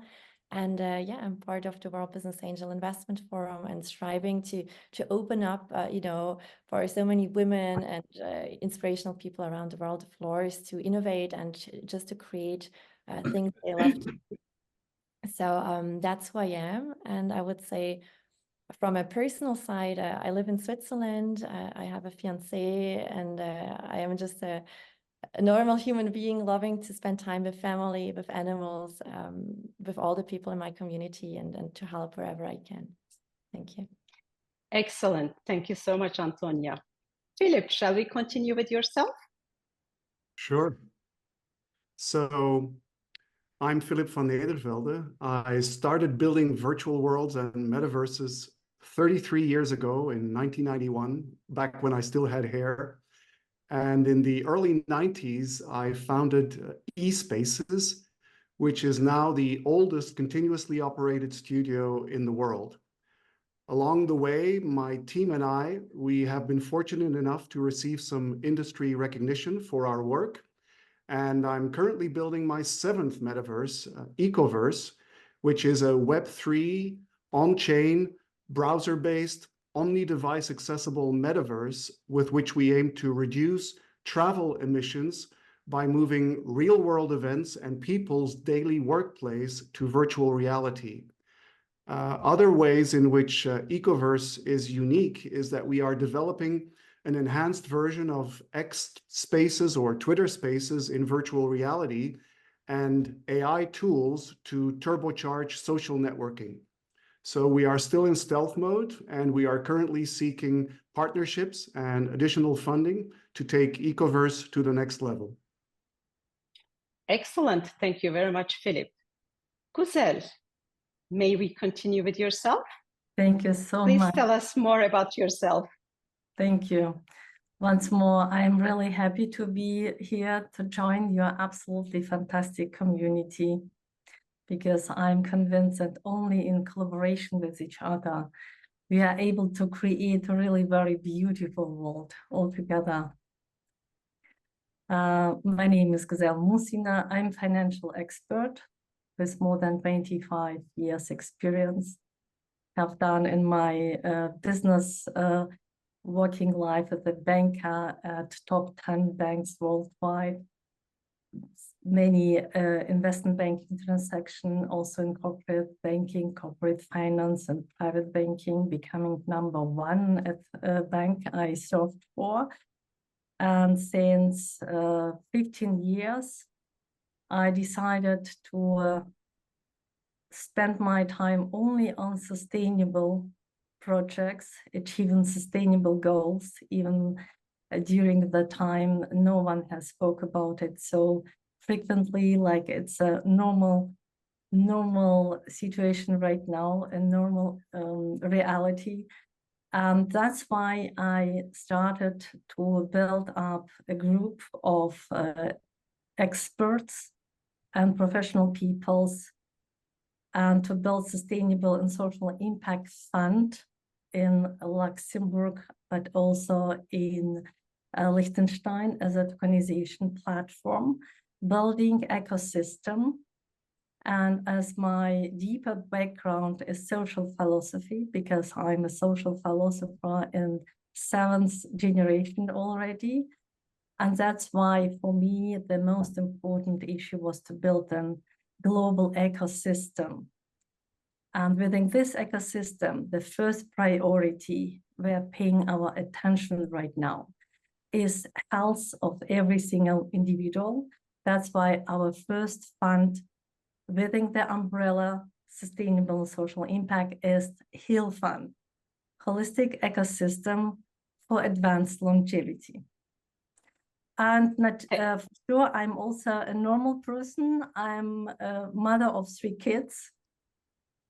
And my family is extremely supporting me in all my interactions with this real world. They help me to build a more nicer world with all together. Excellent. Thank you so much, Güzel. So we have a wonderful panel participants today. Antonia, I'm just turning toward yourself now, and we are very curious about learning on your engagement regarding the women's financial inclusion. You are very active in this area. What are the inherent biases you think do women presently face within the sphere of financial inclusion? Thank you, Birgul.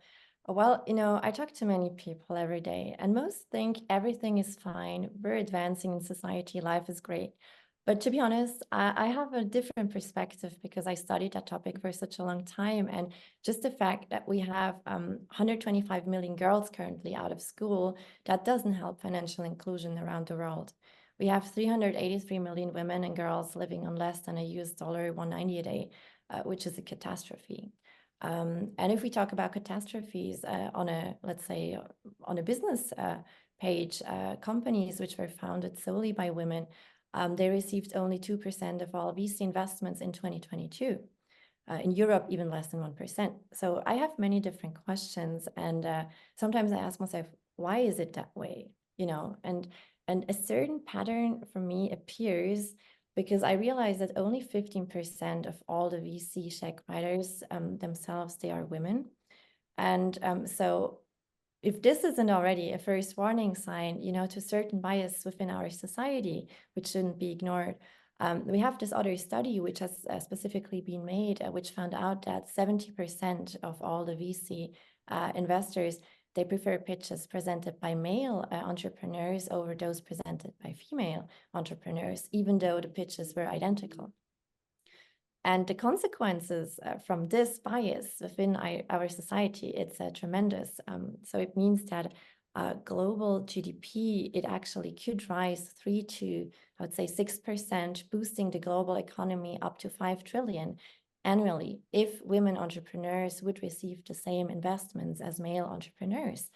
So for me, I talked to many investors and I contacted them and we talked about all that. And most of them, they were not aware of the statistics that if you analyze the return on investment between the genders, so for each dollar invested in women, you have $0.78 dollar generated revenue from that woman. But from a man's side, you have 0.31 for men. So from an investment side, I still don't understand why people aren't investing more into female projects because the numbers, they speak differently.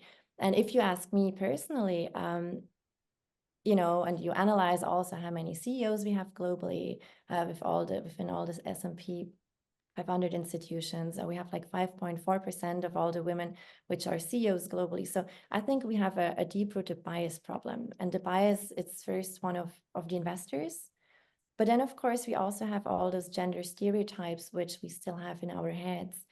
And I think that women, they have limited access to all those networks because some of the clubs are men only, or some of them are just not up to the speed which they should be. So, next to that funding gap due to only male investors, we have not enough role models within the market. And one of the most important points, which I really think we should all think about, and why I would love to use that platform to set that seed to think, is homophily, which basically is the law of the sameness, or how we always love to say, same feathers flock together. So, it's very difficult to succeed if you are different, if people like to support similar people and similar energies, right? So I would love to give the seed to all the investors around the world, like try also to, even if you're different, to put the differences aside and to find a way to collaborate anyways, even if it might be like pink project or something which is so inherently different than what you're used to give those different women or minority groups a chance. Yeah, so that's, I would say, my first answer to that question. Thank you very much, Antonia. Now, Philip, you are a metaverse technology guru. So we were just wondering, in what ways can metaverse technology foster and amplify greater diversity and inclusion?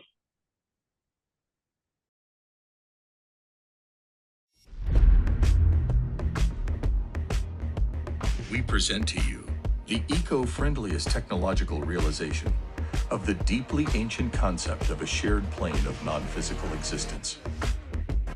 We bridge the desert of the real to the oasis of the virtual. We unlock the limitless utility of the digital. We empower you to do well by doing good. Ecoverse is the first metaverse to simultaneously make the physical and the digital world better. We are creating an oasis for the mind. An eco-friendly personal prosperity toolbox. A blockchain and AI-powered decentralized decarbonization engine. A vibrant, open, interoperable, on-the-device accessible, persistent virtual society where all of us can thrive and do almost everything that we can do in the physical world. Create, learn, shop, play, collaborate, socialize, and earn a real living in a virtual world.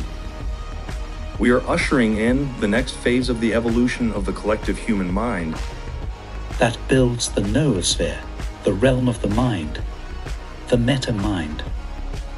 By realizing the virtual, we fulfill the becoming of a way for the cosmos to know itself.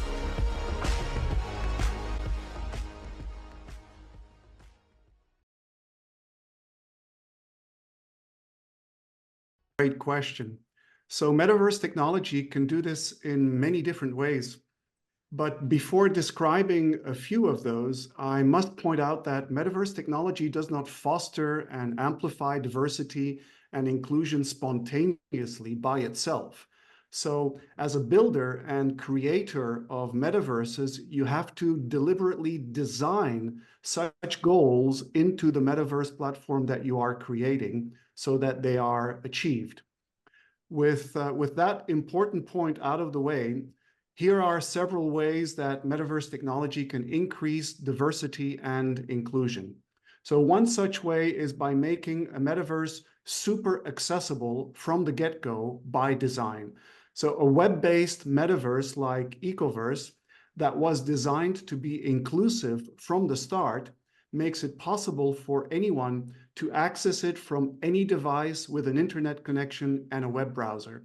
So the entry bar is really low by design. You can use just a simple old smartphone or tablet to get in.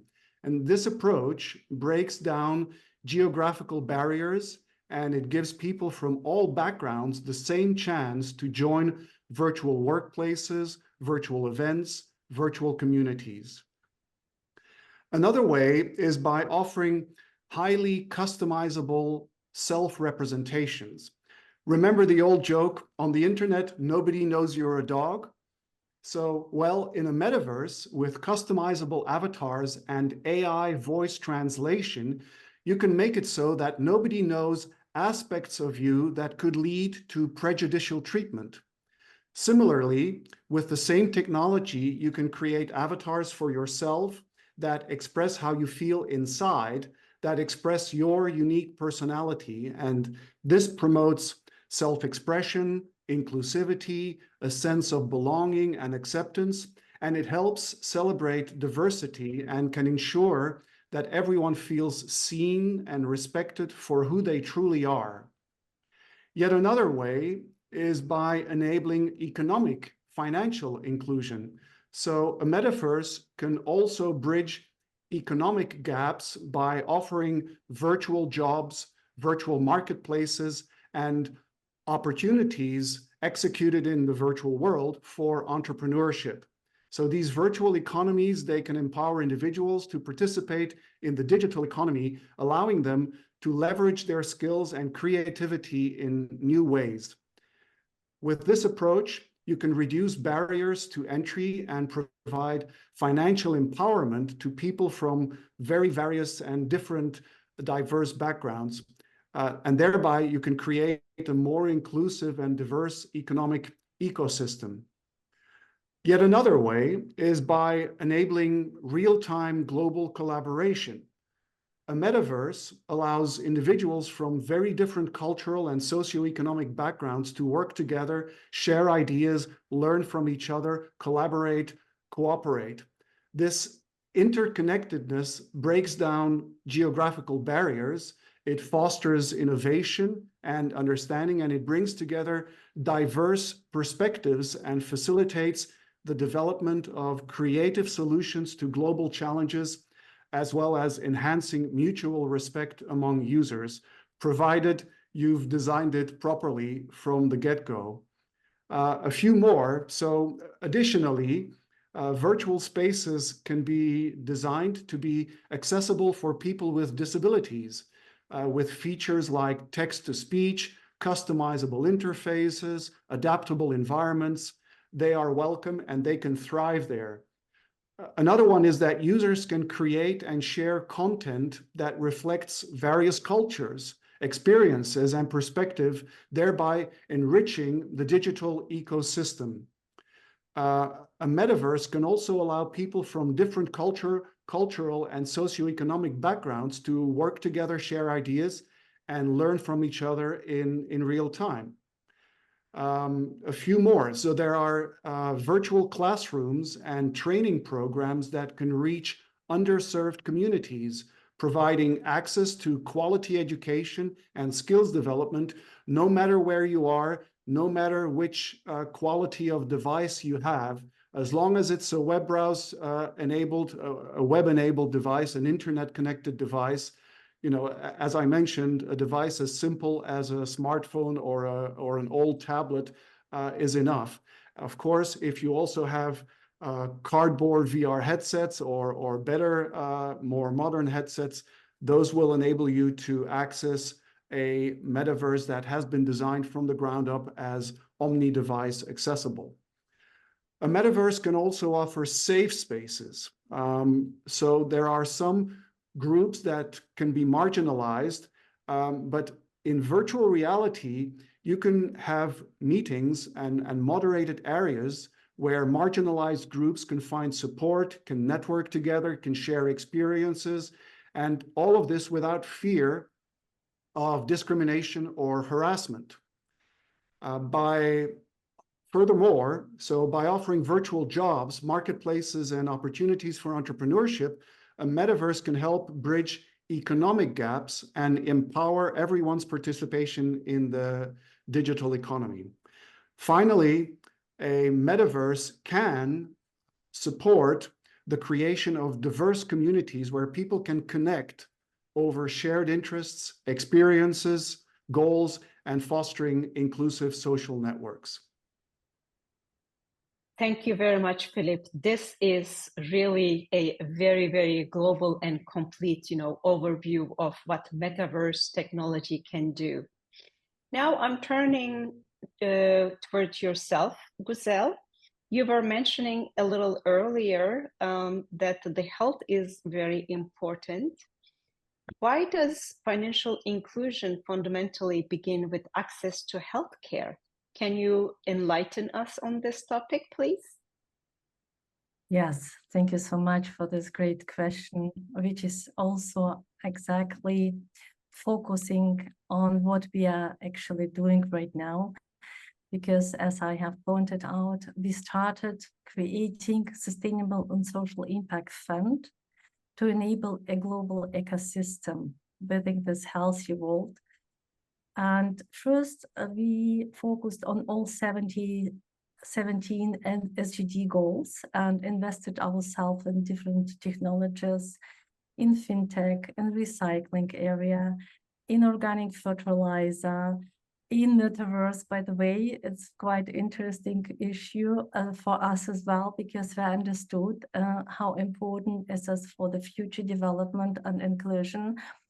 And at one point, as we should have taking this decision of what should be the first sub-fund within our umbrella, what we really realized that the healthy ecosystem starts with a health of every single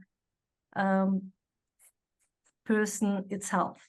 And so that's the same, like we should first start to heal ourselves before we are continuing to create nice world around us. So that's why we took this focus, particularly on the every single individual and on the health issues and questions, what could make everyone to contribute, able to contribute more to this beautiful world. And we know that having more power, having more energy, we could create better impact. And that's why we have started exactly with this first question. We absolutely strongly believe on that only healthy people could create a healthy ecosystem and healthy society. That's why this is our first focus at all. And we see that many issues also women founders and metaverse we are discussing today have joining us at this great journey. That's why I'm absolutely convinced that altogether, being healthy, being fully energized, we will create a beautiful world. Thank you very much, Güzel, on this healthy note. Antonia, I'm coming back to you. You are building a new Web3 bank centered on impact investing, AI, and blockchain technology. Why should our business angels support the growth of this project? AC Attractive Corporation AG presents. Welcome to the Stock Exchange, where numbers reveal triumphs that often overshadow many struggles. Women entrepreneurs confront a universal challenge: deep-seated bias, missed opportunities, and a historical burden that stifles their ambitions. Around the globe, 3 women face distinct challenges. Anjali seeks financing to launch her tech venture. Elise feels isolated in a sea of black suits. And Jessica juggles family with her entrepreneurial dreams. They need a trusted partner for guidance and swift access to capital. This is where Begum Bank comes into play. We turn dreams into reality, supporting the community from the small coffee shop owner to the woman in STEM. With only a single click, we transform lives. Introducing the first Web3-powered underwriter bank, providing advanced edutech, AI, and gamification pipelines to develop entrepreneurial skills. While big data and KPI analytics connects entrepreneurs with ideal investors, paving the way to successful IPOs. Enhance with us global GDP by 6%, contributing up to $5 trillion annually by ensuring women entrepreneurs receive the same investment opportunities as men. What are you waiting for? Let's change the world together. I personally just believe that there is this tremendous potential because I'm an AI expert myself, and I think the growth of this technology, it is exponential, and we could change the lives of millions of women within a short period of time with the right sparring partners pushing that project. And I always say accessibility, and you have mentioned it before. I love it how all the people are saying things and we basically have the same language. So accessibility is like, if you design a product with inclusivity at its core, you can basically break down the barriers which so many people are encountering nowadays. And I think this gives the opportunity to live a better and more fulfilling life, what Güzel mentioned. If you're healthy, if you're happy, if you receive those opportunities you're deeply within yourself wishing for, you can create impact. And we are right now working on revolutionizing the education sector within our banking framework, because we believe that education is the cornerstone of progress. And the product is basically trying to tailor through artificial intelligence, you know, the educational paths for the individual people on that journey to their own needs. So basically, we are nurturing their minds with what they need to become better entrepreneurs and faster. And I think empowering innovation on a scale, that should be the goal. So the bank which we are creating, it democratizes access to capital, where the idea is to empower thousands of innovators, especially women, to bring their ideas to life. And by breaking down those financial barriers, which in the first question I already have mentioned some of them, we are basically creating this new wave of startups which have the huge, tremendous potential to disrupt all our industries and drive the economic growth, which we heard the numbers before. And to create such a thriving entrepreneurial ecosystem, it's important, you know, to understand that growth within the AI sector is based on data. And then what we are now creating is this real-time project where you basically see the growth of all those individual women based on the data which they create within our ecosystem. And so for the first time, investors, they don't invest in something they don't know what they are investing in, but they follow a journey. They get a connection to the person they are supporting. And maybe right now it's a no because the person isn't ready yet, but like in 2 months or 6 months or 12 months from here, they see this tremendous potential, how the person has evolved, and they will be like, okay, the data says yes, let's go, we invest in them and we support them. And for us, the core of our development is always to leverage the advanced technology for the optimal pairing between all the institutionals, between the entrepreneurs, and within our bank, so that what we want to achieve is to receive this new paradigm within banking sector, where we are basically redefining what it means to be a bank in the 21st century, because times are changing, and our mission, it goes beyond profit. Those times are over. Like, we aim to create this substantial social and economic impacts, and that's what we are driven by. And by focusing on the entrepreneurship and innovation, we believe that you can contribute more to a society by giving more than taking. And then, of course, now comes the question which you ask, so why would anyone invest, right? Which is actually the most important part.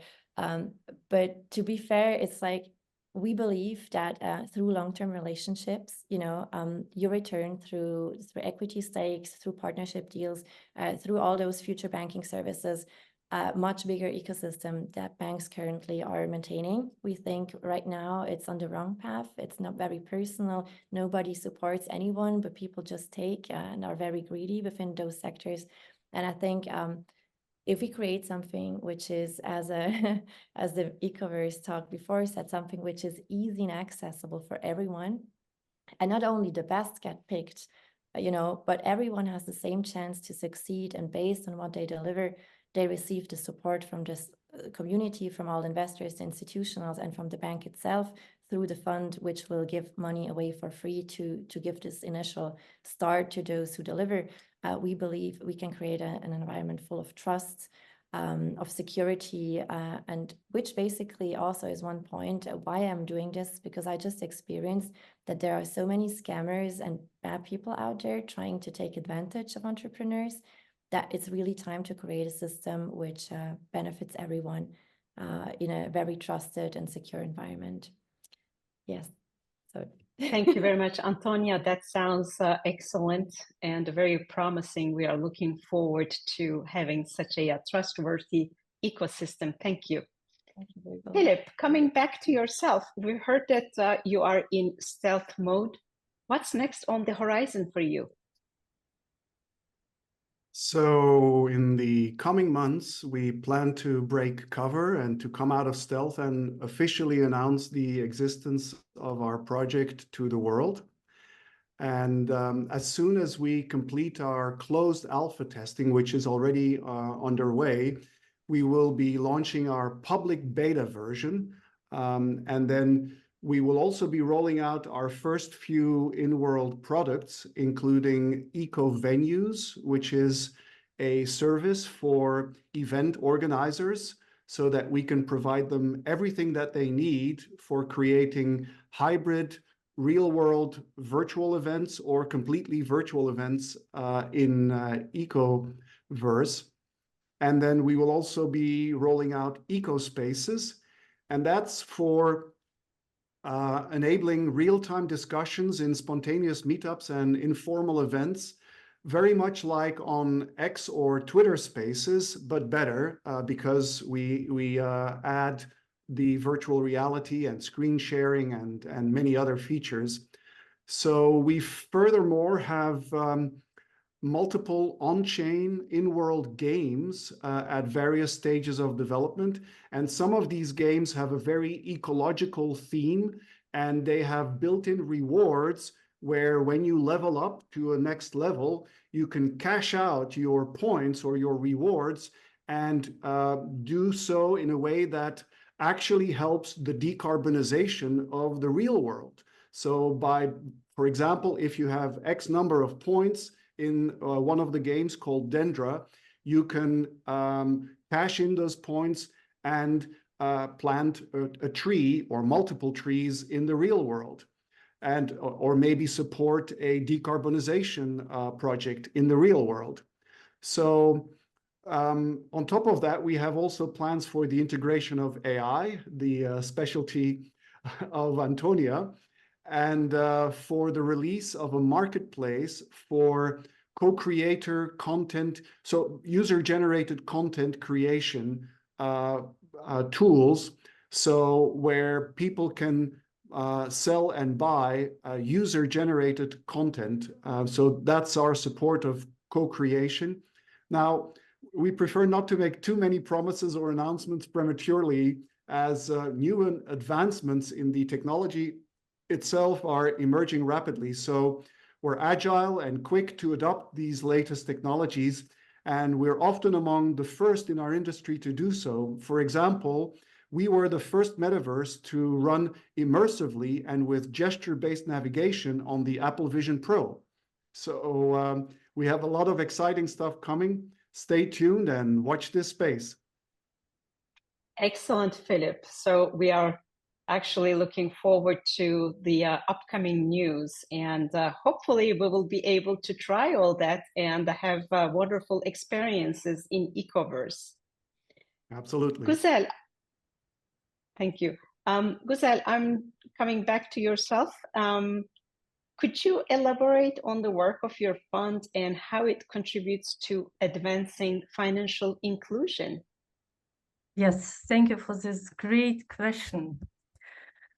As mentioned before, we decided to create with our work not only the global ecosystem, where we have been already invested in many important issues with regards to SDGs topics, but holistic whole ecosystem. And important is to mention that two topics have been the highest priority for us already just at the beginning. They've been health and education. As we know, health and education should be a priority on a state level, but we all know how poor this issue coming between all other very important, for sure, very important questions all over the world. And that's why we are empathizing the growing prioritization of health and consciousness and addressing medicine from early stage, even from prenatal stage through the whole lifespan. And our focus is, and the uniqueness, by the way, of our whole ecosystem strategy, as to bring life sciences, nature resources, and ancient wisdom together. So it means that what we are looking for is empower everyone to own their health, understanding himself or themselves as a part of this nature, and not the living being outside of the nature. So we would like to integrate life sciences with cutting-edge technologies in holistic medicines and preventive protocols, using AI and digital diagnostic, into natural resources, empowering personal health and autonomy, and reconnecting people to their natural ecosystem, and to support it with ancient wisdom, modernizing understanding from ancient wisdom and protocols and practices by their scientific validations, strengthening the understanding of this triangle: nature, ancient wisdom, and life sciences, using all technical advantages of modern world, including digital health, edutech, AI, deep neural network, etc. So that's why the structure of our holistic ecosystem is following. First of all, it's health itself, healthcare, health prevention, and health education, using digital health, edutech, AI, and deep neural networks, using all biotech, agrotech, medtech, all technologies, neurotechnologies as well, using for sure sustainable energy transition and infrastructure, including eco data centers, and using decentralized longevity banking with tokenization and data security. Data security is one of the main focus as well for us, because we know that health data are absolutely important, and security of the health data is absolutely important today. And how we would like to execute: building ecosystem via resorts worldwide. And our first goal was to create 50 resorts worldwide. However, very quickly we understood that using our ecosystem technology, it's important that we enable implementing our model to make every single place in every single community to longevity, to heal ecosystem worldwide, using all features and bringing cutting-edge medicine, healthy longevity medicine, so far as possible to users. How are we doing that? Using 3 instruments. This is a fund itself that enables to, institutional investors to invest via regulated platform or banking instrument, having ISIN number, etc., but also tokenization platform that enable even users to invest themselves in rights to appreciate all these life sciences technologies immediately, and to cut this gap between new strategies and new technologies in the world, bring them so far as possible, so quick as possible to end users. And we see concern. We are visiting many longevity conferences with our team and see this concern in the world, how to bring all knowledges to end users. And so what we have created is a working business model that enables people to invest in their own health using these 2 mentioned protocols, fund and tokenization. And third one is longevity club.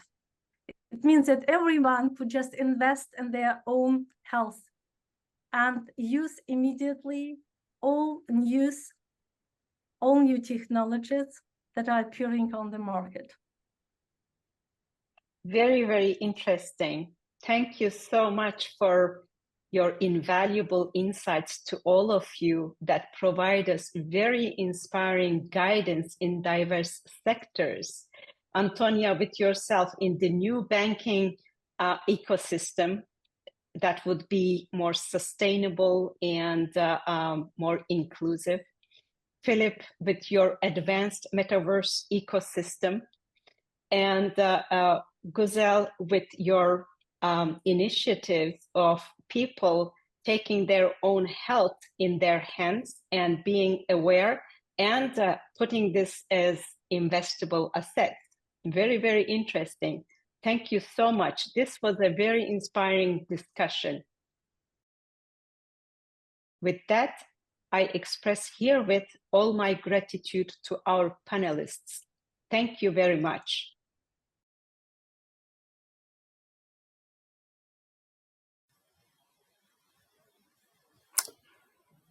Hello, everybody. 6 billion, 70%. What are the numbers, I guess you're asking me? 6 billion, this is the numbers of people living in the global south. About 90% of the whole population. 70% is the proportion of people below 30 years old living in this part of the world. Let me give you another information that I guess you know as well. Is the global south is by, let's say, well-known fact and academic studies, the part of the world that is the most affected by global warming. Now remember the numbers I gave you, just to give you a size of the challenges we are facing. I'm Sebastian. I'm the CEO and co-founder of Unlock Inno. Thank you very much for giving me this occasion to talk and to share about this very important topic, which is entrepreneurship and inclusion. What I strongly believe, and this was the root of Unlock Inno in terms of vision, is that in order, let's say, to mitigate global warming, it's important to look at where innovation has the highest chances to become mainstream and to be scalable.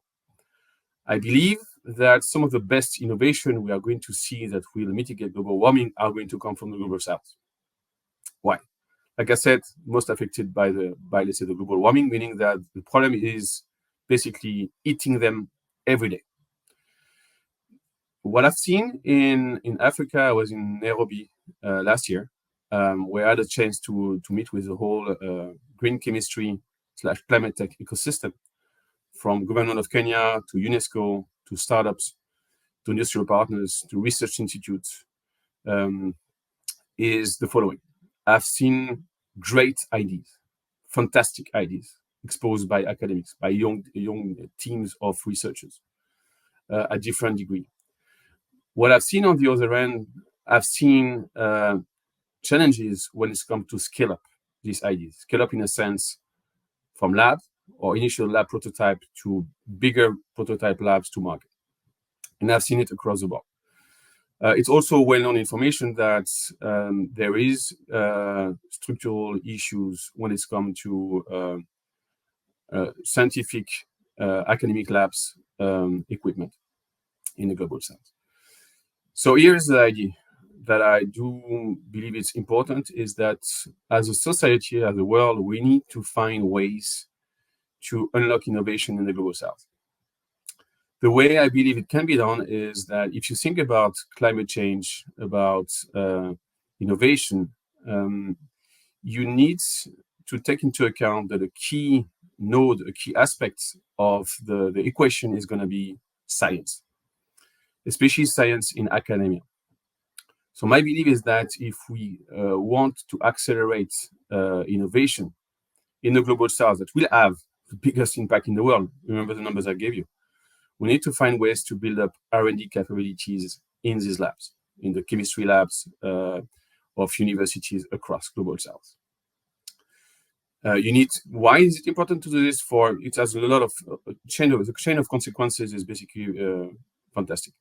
If you build up R&D capability in the global south, you are going to give a chance for innovation that have the potential to be scaled across global south directly. It gives chances for this innovation that can apply in different places to go live as well. You give a chance to have innovation that are directly, let's say, solving people's problem faster. What is the consequences of that? Think about it. I mean, if you have this innovation that goes to market, what it means is that you are creating a value chain of researchers, scientists, people in charge of commercialization, ID to market. So you are also have an impact on the job market. And remember the other figures I gave you, 70% below 30 years old. It's very important to have, let's say, this ecosystem to be built up, which is also going to have a fantastic impact on job opportunities over there. So this is what we are after with Unlockino and the team, the international team now, which comprise people from Egypt, from the US, from Kenya, as well with a scientific committee that is made from scientists all across the world. Our belief is that there is ways to accelerate building up R&D capabilities in the global south, especially on the academic side. How do we see, and back to the topic of today, entrepreneurship and inclusion, what is interesting is the relationship in between academics, labs, and climate tech, startups, or even corporations. If you can find a way to bridge and create strong collaboration routes in between these stakeholders of the climate tech, but let's say north to south and east to west, through this collaboration route in between academic lab in the global south with climate tech startup anywhere in the world or corporation, you are actually starting to influence the game by creating technology and knowledge transfer opportunity, which is the key to build R&D capabilities in the global south. That's what we believe in. That's what I wanted to share with you today, because I strongly believe this is a under-seen, under-discussed topic. We need science. Science might be belief, and people that knows me, science will save the world. But especially we need to give the key to build up R&D capabilities and to create these collaboration routes that are more than ever important to accelerate innovation and to tackle global warming. Thank you very much for your time. Have a wonderful discussion, and let's keep in touch. Dear participants, welcome to this roundtable at the World Business Angel Investors Week 2024, taking place globally between June 17th and 23rd. I am really delighted to be here with you today. Our theme, for this roundtable, Bridging Technology and Entrepreneurship, is crucial in fostering innovation and driving financial inclusion worldwide. This roundtable aims to delve into how advanced technologies such as, for example, artificial intelligence, virtual reality, augmented reality, metaverse, blockchain, quantum computing, and so on, can be strategically utilized to build more inclusive entrepreneurial ecosystems, especially in regions where limited access to traditional financial services. As we gather here, our collective mission is to craft a roadmap that empowers entrepreneurs, startups, and SMEs to strive amid the challenge brought by the post-pandemic era, of course, and the geopolitical uncertainties. Our discussion will highlight the critical role of diversity and inclusion in entrepreneurship, ensuring that technological advancements are accessible and beneficial to all, particularly SMEs in developing economies. This roundtable will aim to answer key questions about the deep relationship between technology and entrepreneurship. These questions will guide our dialogues as we seek to create a dynamic space for connection, sharing, and knowledge exchange. Entrepreneurs, investors, academics, leaders, and policymakers will have the opportunity to dissect the entrepreneurial journey, fostering growth in innovation and angel investment ecosystems during this Investor Week. Our goal is to leverage the insights of influential leaders to address pressing issues in early-stage equity markets, advocating for resolutions at platforms like the United Nations, the European Union, and the G20 nations. Together, let's shape a bright future where technology and entrepreneurship not only coexist, but synergize to create resilient, robust, and inclusive business ecosystems. I am excited to welcome our esteemed speakers into this roundtable. Please take the stage and introduce yourself in 60 seconds. Let's start with you, Malak, please. Hello, my name is Malak Trabasilov. I am the founder and the president of Vernwell Group. It's a group of companies focused on policymaking, international legal advisory, and innovation. Our main focus is space and deep tech, especially quantum technologies. Thank you, Malak. Please, Marta. Yeah, thanks for having me. Super excited to be here today. My name is Martha Buckenfeld. I'm also a CEO and founder of the Mataverse, which is not only a metaverse itself, but also a brand I use to help companies to transform their business from where they are today, in particular in the intersection of AI, Web3, and the metaverse. As part of that transformation, I do a lot of education. I find this is key nowadays, also to give more access to people, to get more people involved in everything. I'm also United Nations Peace Ambassador of in recognition of my work I do in the intersection between humanity and technology. So thanks a lot for having me. Super excited to discuss today. My pleasure. Thank you. Birgül, your turn, please. Hi, everyone. Hi, Benjamin. Thank you very much for this opportunity. First of all, I am sharing the same, ground as yourself because we are both of us part of the WBAF. Actually, that's the case with Martha as well. So I'm super excited to be here in this event. My background is rather in the financial services, right? So I have been working for the global banks, and I have been knowing the issues relating to the global banks inside and out in first line of defense and second line of defense, knowing that we need urgent solutions. That's where I see the technology coming truly, really, to the rescue of the financial services. And this is where I have a big interest.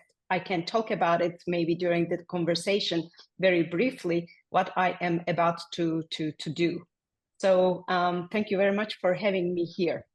My pleasure. Nicolo, please. Hi, everyone. My name is Nicolo Somaschi, and I'm a co-founder and CEO of Quandela, which is a quantum computing provider based with their headquarters in Paris, France. And very much for the invitation, and I'm very happy to provide my insights on this field, which is growing very much, and I've been co-founder of the company created in 2017. So a lot has been passed through these years, even not so many, but is very fast growing. So I'm happy to share that with you. Thank you very much. And now turn to our moderator today, Pascal.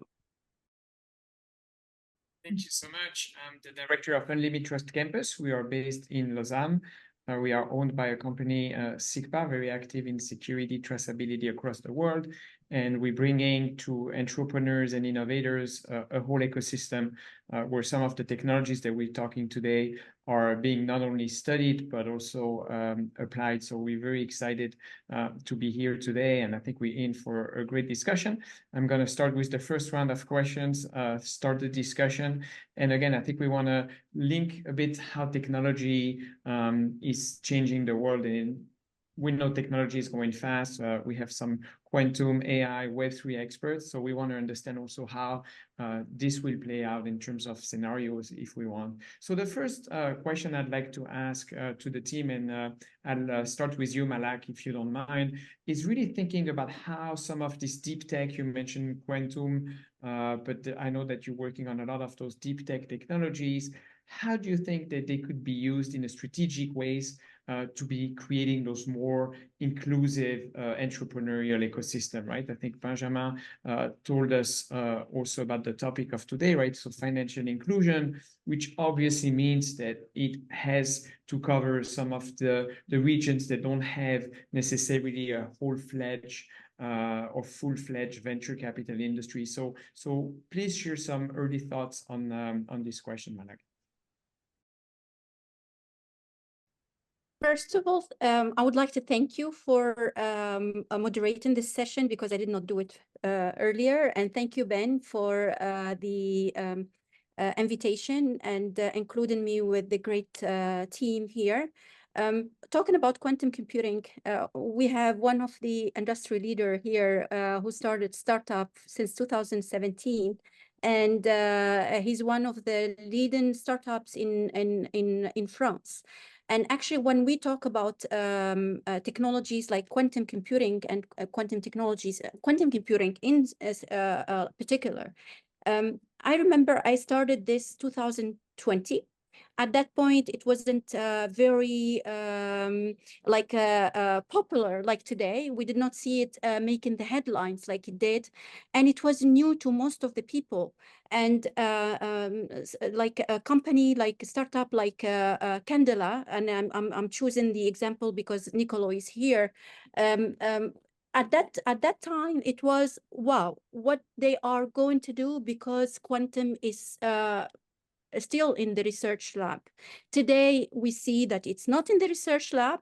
At that point, for me also, I've been told, what are you doing coming from the legal industry? Actually, my background is law and economics, and been practicing international business law with focus on space law and tech law and all what is related to export control and national security issues when it comes to technologies that have impact on national security. And I pinpointed at that point that quantum computing is going to be the next big thing in national security and in relation to that. But also it comes, the risk that I've seen in terms of risk to national security, export control, and all these shenanigans, there is a big impact or a big benefit to SMEs, startups, investors, and whoever bold enough to enter into this arena and into the quantum computing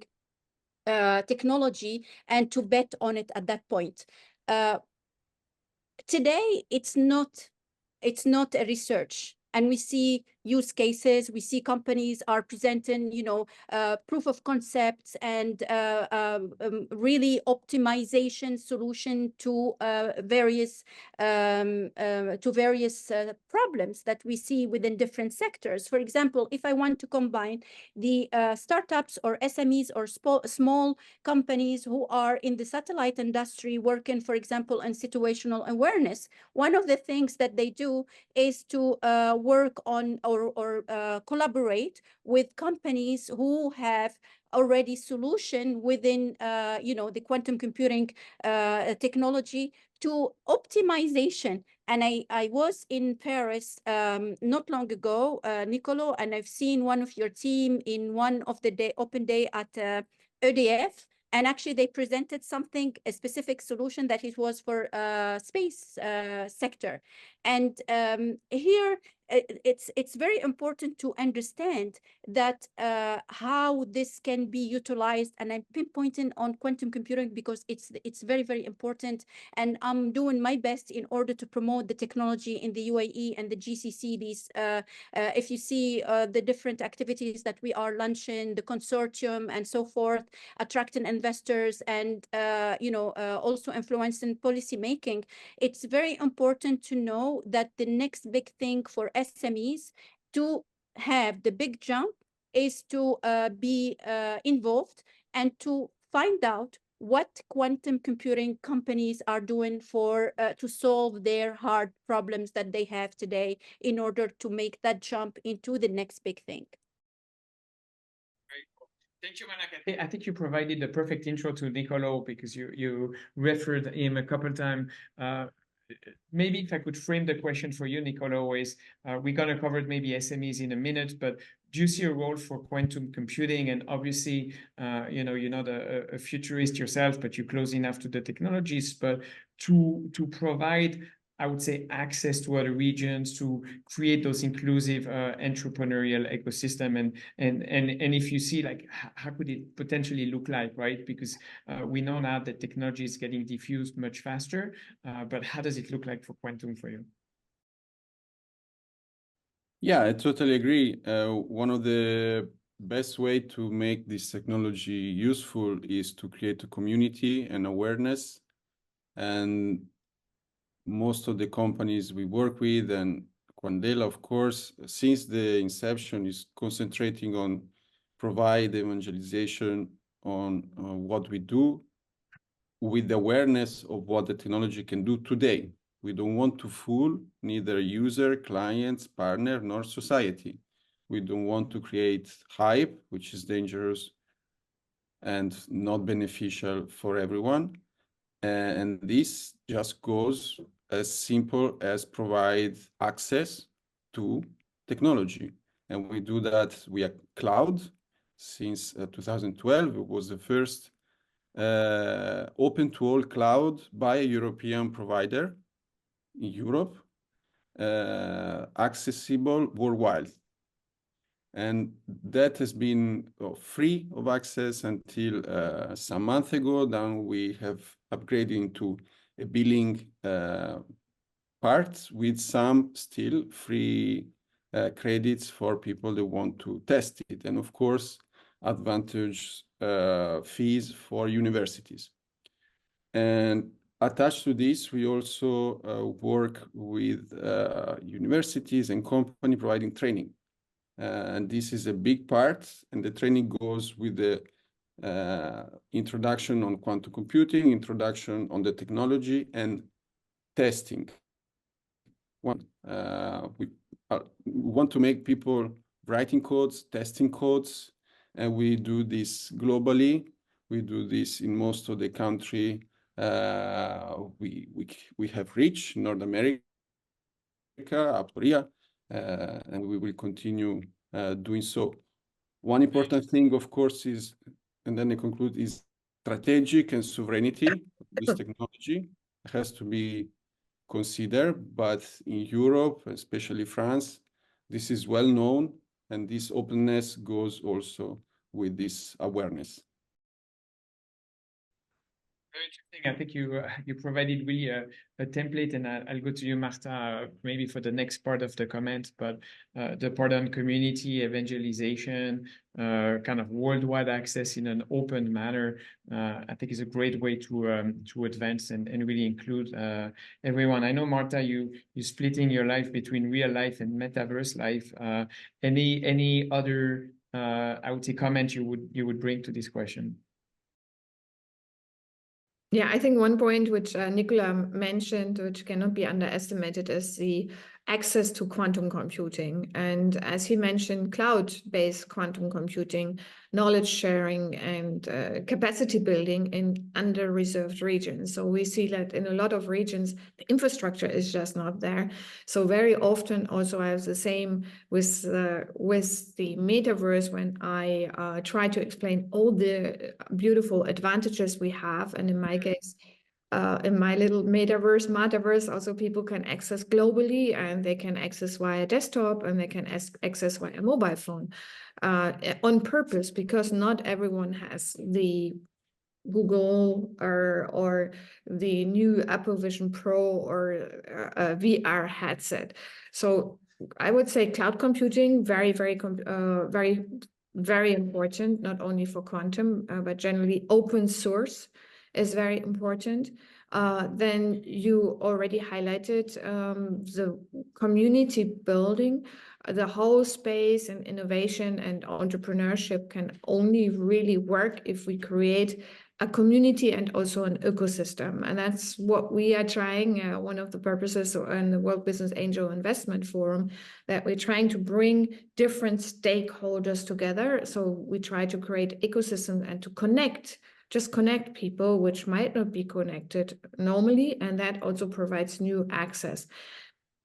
Doing it alone anyway is first of all no fun, and as we know, the biggest strengths we have as human beings is creating communities. Is a very old, genetically driven even aspects to really work successfully. What can also not be underestimated is how is quantum or other technologies, how they are driven. So let's say how they're driven with the diversity in mind. So Nicola, I don't know how many women you have in your company, but unfortunately we see in particular also in quantum, we have, I think, 1 out of 54 women. On the other side, we just had on Saturday a big symposium with one of our colleagues from the World Business Investment Forum about digital diplomacy. We have seen that women have, as entrepreneurs, better results. Twice as much as revenues. And there's a big UBS report I found I didn't know before. So there is a question not only having the technology, infrastructure, access through cloud, open source, and with the banking finance background, I also have open banking, but make sure that when you have communities and teams, you have a very diverse group, like we have Beautiful, created by Benjamin today. We are come from different backgrounds. We have also female, male, but just different backgrounds is for community-driven success, I would say. And that makes us, that is also the beauty of humanity and of humans. In my Fantastic. So I think, Birgul, you concluded that part of the discussion. You have also a background in finance with some technologies. Anything else you would say about really kind of bringing in, I would say, kind of the used to be close to technology, either groups or citizens into the fold of this new technology? What would you it's very important that we have education. So I spend a lot of my time when I also advise clients in education, because usually they have all sorts of ideas. And last year it was, I want to have a metaverse. So where and what's this for which users, and all of that was not the question, it was just a kind of trend. Then this year everyone thinks like, okay, AI is only a trend, but AI is not only a trend. Like metaverse is totally empowered by AI. AI is natural empowerment, everything. So we cannot stress enough that learning and education, and I don't mean only education in schools, I mean really education for each one of us. I do research and learning, I would say, at least 3-4 hours a day. And I've done this all my life, even as an executive. You might say, yeah, how can you ever be a CEO of a bank? I have been, but still learning, because I used also partners to learn with, like Deloitte, BCG, McKinsey's of this world. They have a huge access, and I love them for the mindset, but also for the big knowledge base they bring. And it's important that you convert this into your company to change culture and to change mindsets. That's the most important. So it's not about the skills. I'm 100% sure that anyone can use AI. That's not the challenge. The challenge is more, how do you create a mindset where people are open, because it's a big change, it's a big risk, and their jobs are partially going away. We know that. Now everyone is trying to say, yeah, but there will be new ones. Yes, but what do these new ones look like? And we know automation will just swipe out a lot. And Sam Altman has correctly said, if you want to create a unicorn, you can do it as one person. Right. Thank you, Martha. Let's move on to you, Birgul, because you have also a really wide-ranging experience, risk finance, and obviously this role within the World Business Angel Investors. So again, I think we're trying to build up a bit the framework, but when it comes to access to inclusion and the role of technology, what are some additional thoughts or maybe some more color on some of what we just said? Yeah, thank you very much, Pascal.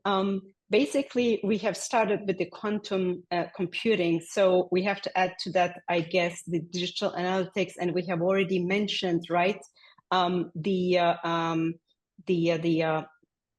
strategies that we can use in order to ensure how the technological advancements in those areas, for example, could benefit the SMEs in the developing economies. So we have mentioned fostering the public-private partnerships to provide affordable access to these technologies and the necessary infrastructure. It has been also mentioned that sometimes the infrastructure is lacking in the underserved regions on the globe.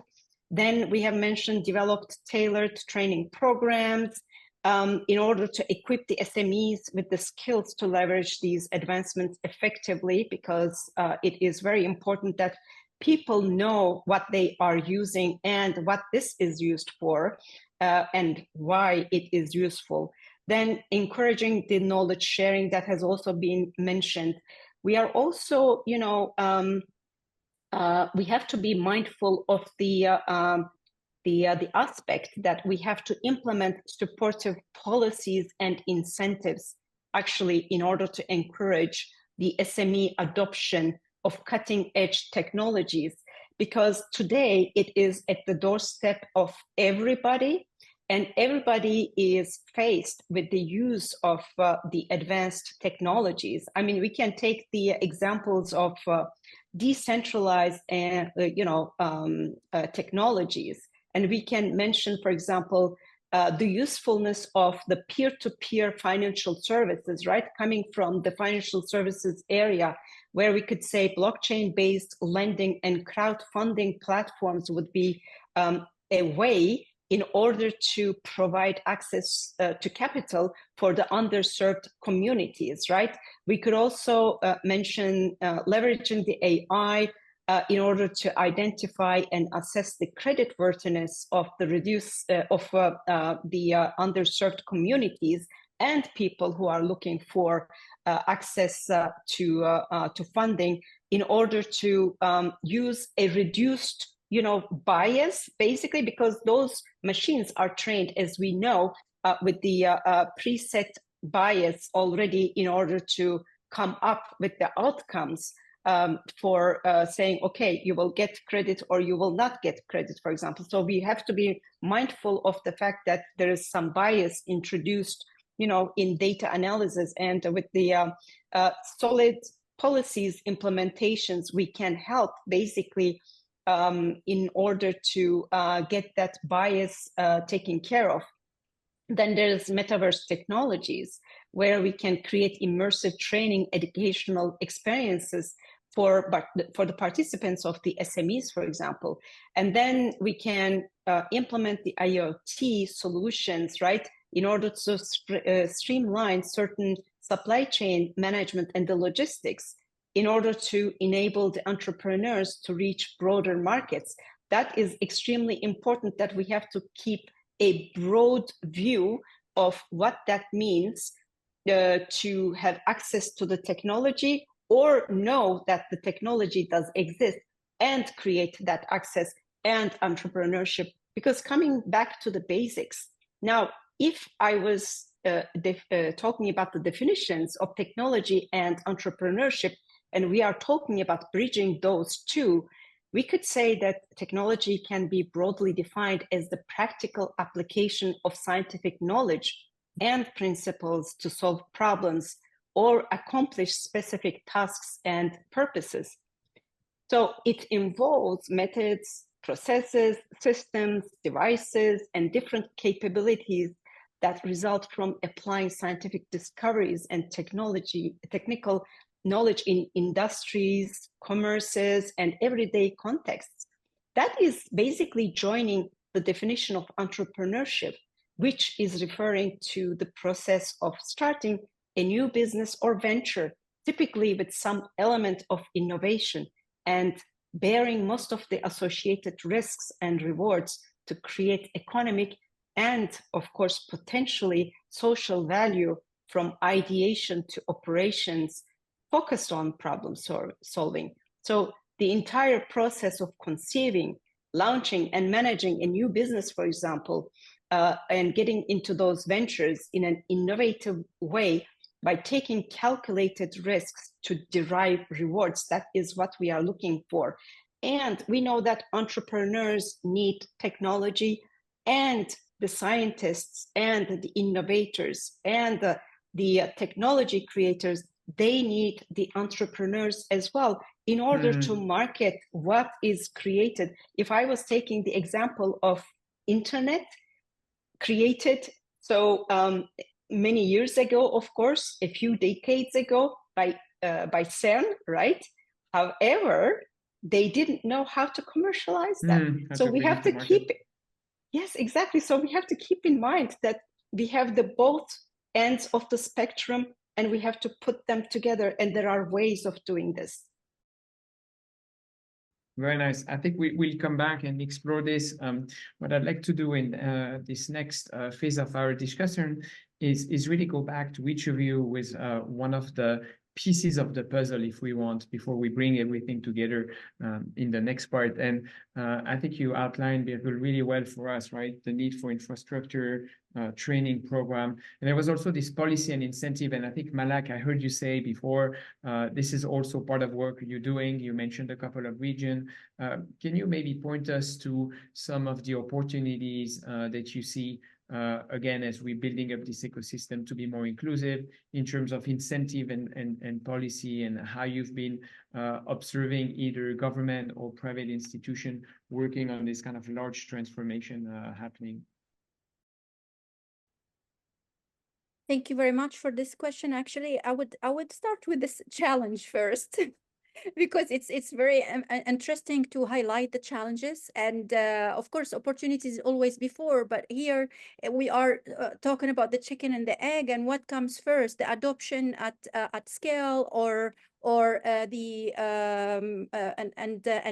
how this adoption will be done, because otherwise there is a problem. If we are talking about new technologies, we talk about risks, and we talk about also investments and viability or sustainability of the entity or startups is working on, for example, quantum technology, quantum computing in specific. So one of the biggest challenge that I see is related to awareness and skill gaps. So when you are talking about decision maker who is not really aware about, you know, the opportunity, of course there is a challenge over there.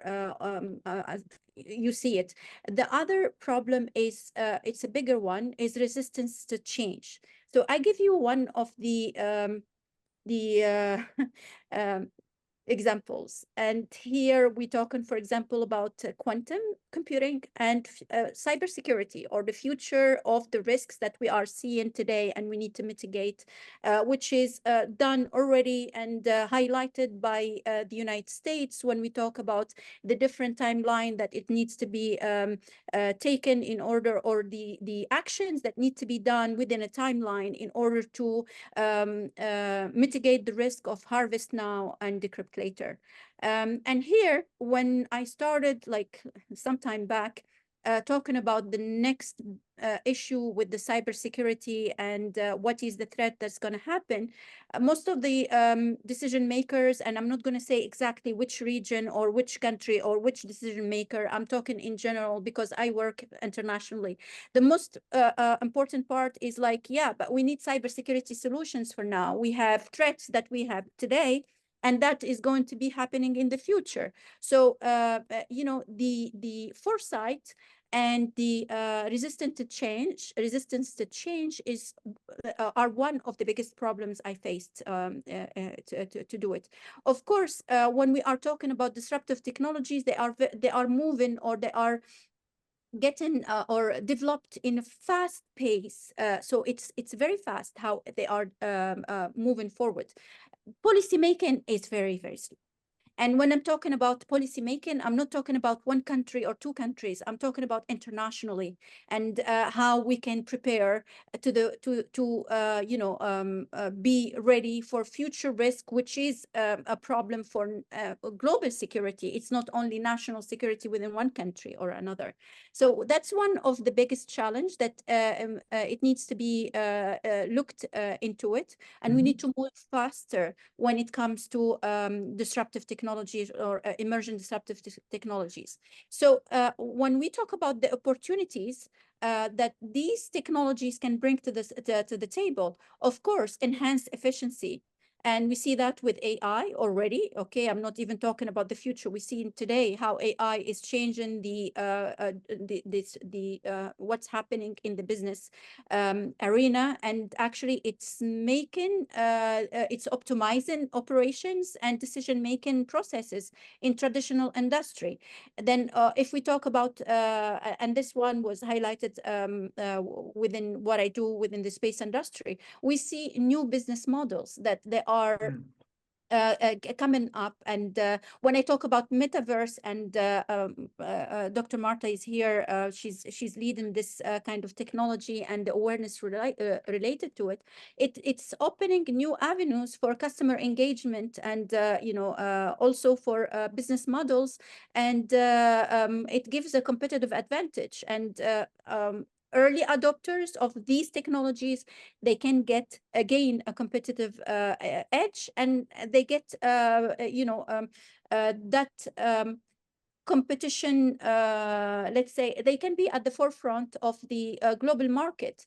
So these are the main points. But of course, when we talk about all this, there is the biggest thing need to be highlighted, which is related to the venue here, is the investments, and how investors can adopt or can help those startups to be sustainable, knowing that the ROI is going to be taken sometimes, because we're still talking about new technologies, and the way how it's going to be adopted by the industry who are resistant to the change is going to be already challenging. So I've seen some companies, and I will close my remark on this point. I've seen some companies having problems because actually they try to gain clients, but those clients are telling them, you know what, give us use cases or work with us on projects as use cases, and it's not paid for,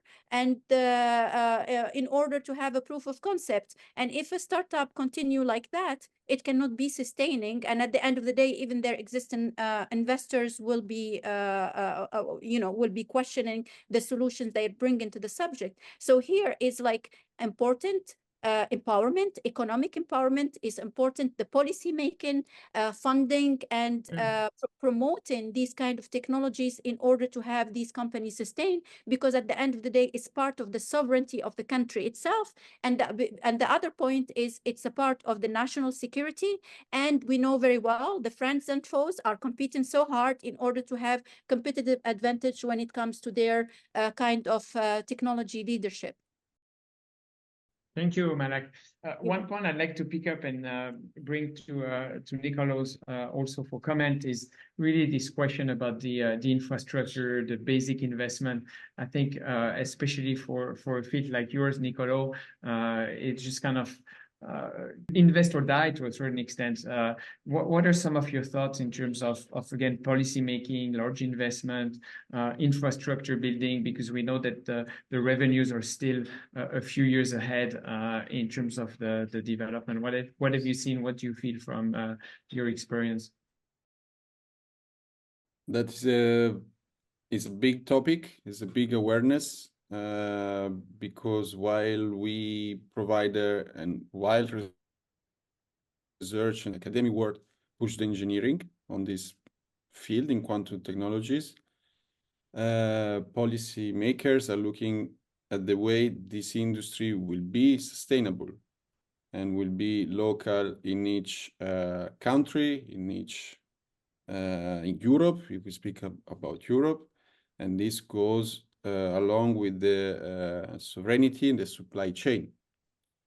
So part of our work is indeed define the field and bring awareness, but is also setting up the tools and the infrastructure, which are factories, which are clean room environment for production of semiconductor, these components which are part of our quantum computers and other quantum technologies.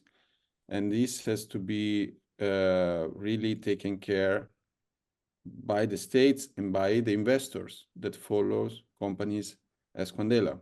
It's not a secret that is very capital intensive. It's not a secret that is long-term, but this is the time where we plant the seeds to have the future digital transformation, and industry has to be taken into account. So there is this mentality that has to be kept. And we are in Europe, so there is a mentality that maybe have to be adjusted with openness to innovation and to this industry that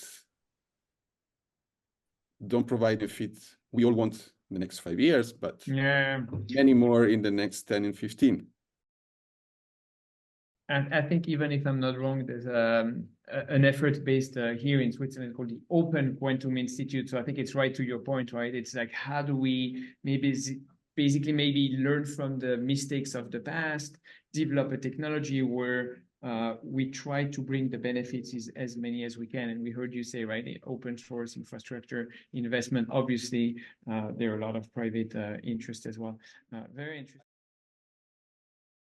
Go ahead. If I may add one last point, which is also crucial. These infrastructure are not only bringing the economy growing, but they're bringing the people that are gonna work in this industry that need to be highly formed.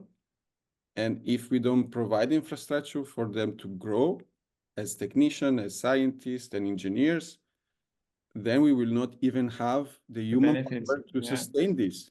So it's an entire cycle that has to be taken into account, and we are very much aware.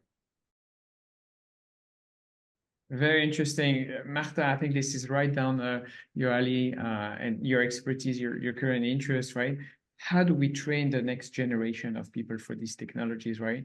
I think it's just kind of a bit, again, a make or break moment, especially if we want to include more of the world so that it's not, again, kind of growing the gap, but rather than bridging it. So in your own experience and in your environment, what do you see as good practices or at least kind of hopeful initiatives ongoing?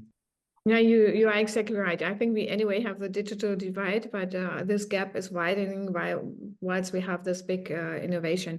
And Birgul already mentioned something which is very important when you educate. It's just not one-way street. Is trying to provide experiences to people is very, very important. And the one I really admire and love for that matter, I'm sure you also have all, well, I guess all an Apple phone.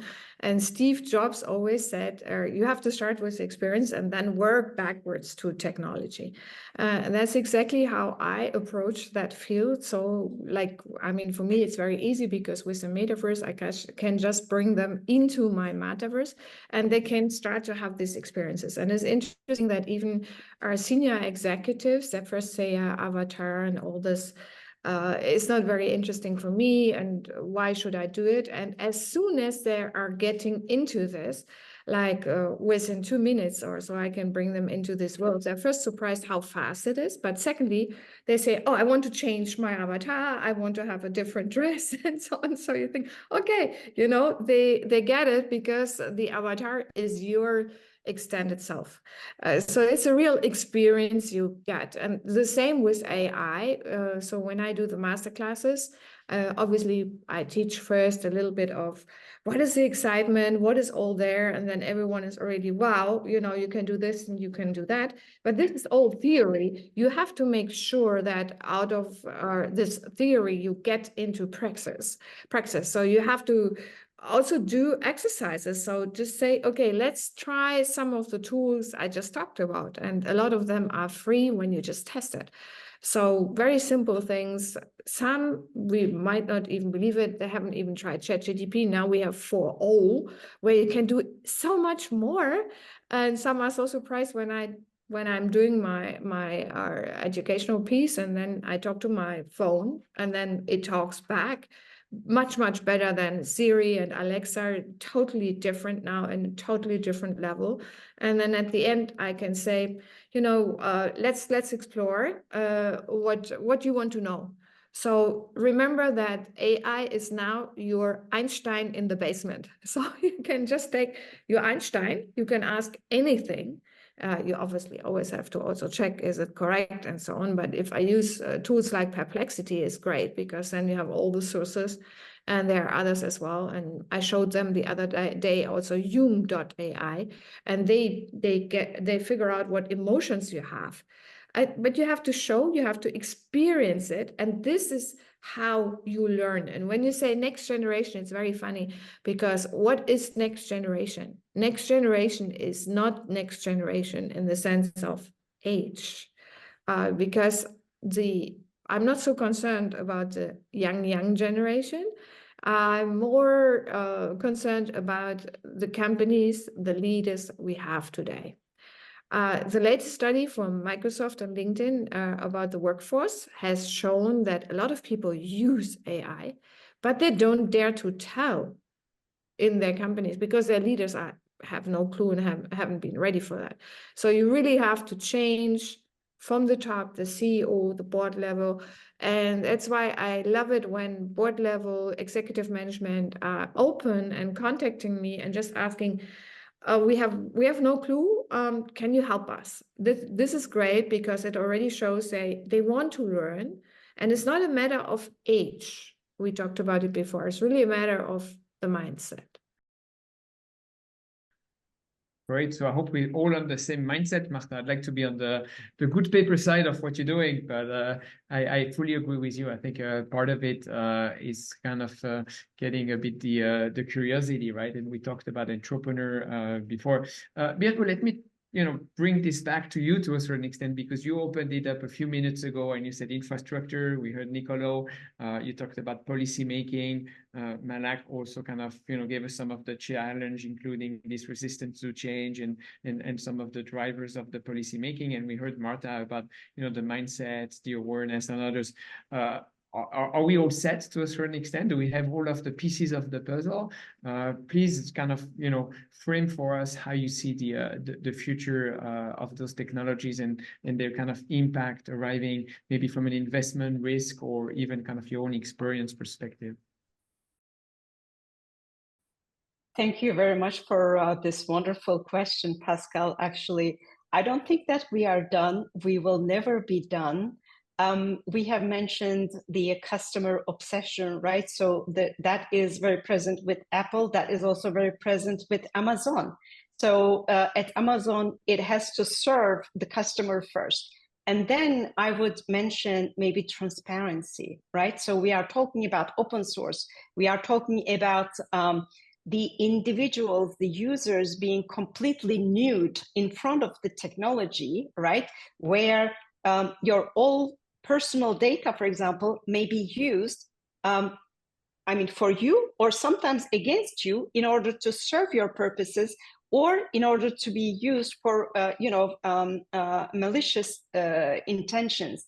I would say that in order to complement all that, it is extremely important that we have to make the good use of the technology and the good use of the entrepreneurship.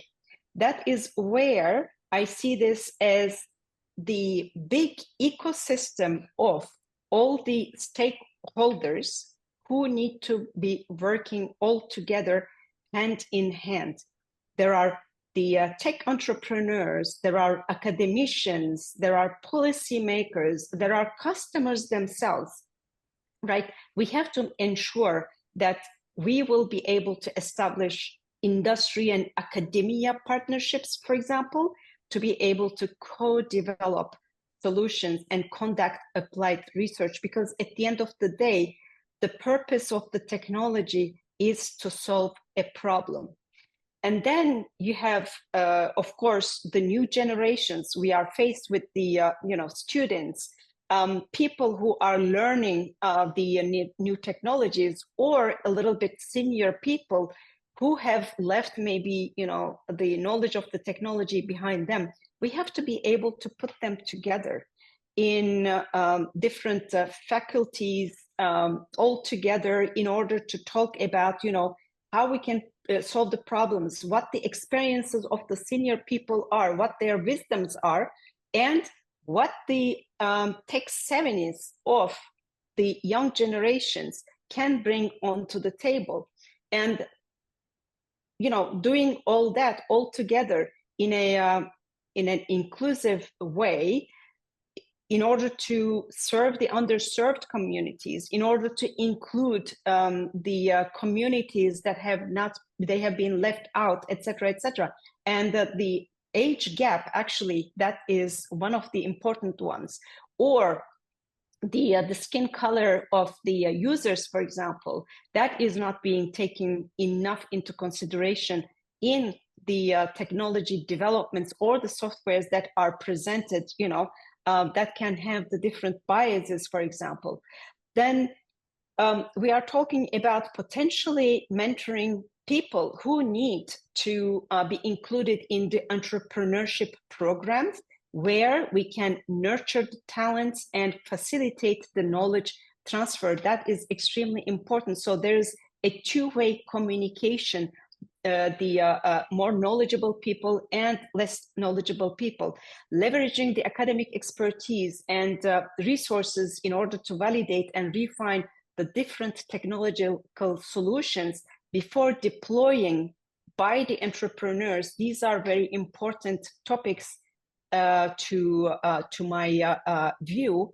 And I can also give the example of the Singapore government that has created a program where they want the citizens be informed about the new technologies. And what they are doing is that they are putting the young generations at the same place as the more senior generations for them to learn all together. These are very, noble goals that can serve really what we are trying to achieve.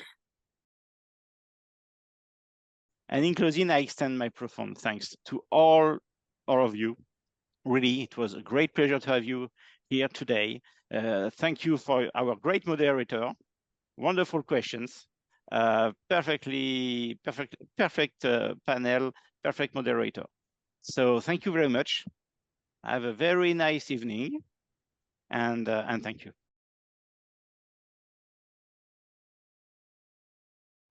Wonderful.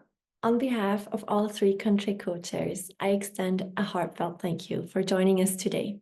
We are deeply grateful for your presence, and we extend our sincerest appreciation to our keynote speakers and panelists whose insights have greatly enriched our discussions. As we approach the close of the session, we are thrilled to offer you an innovative opportunity to engage in person through the uniquely designed Ecoverse environment. This immersive platform not only allows for seamless collaboration across our different panels, but it provides an excellent avenue for networking with fellow attendees. We are delighted to announce that within the Ecoverse, you will have the chance to explore the art exhibition of the renowned Antonio Natale. This exhibition, accessible from the comfort of your own living room, promises to inspire and captivate. We encourage you to immerse yourself in this technological marvel, engage in stimulating conversations with other participants and panelists, and savor the unique blend of art and innovation. As we continue through this week dedicated to all our investors and to diversity and inclusion, we wish you a truly wonderful experience. We encourage you to connect, to invest, and to dive deeply into all those topics that define this year's agenda. Thank you once again for your participation and your enthusiasm.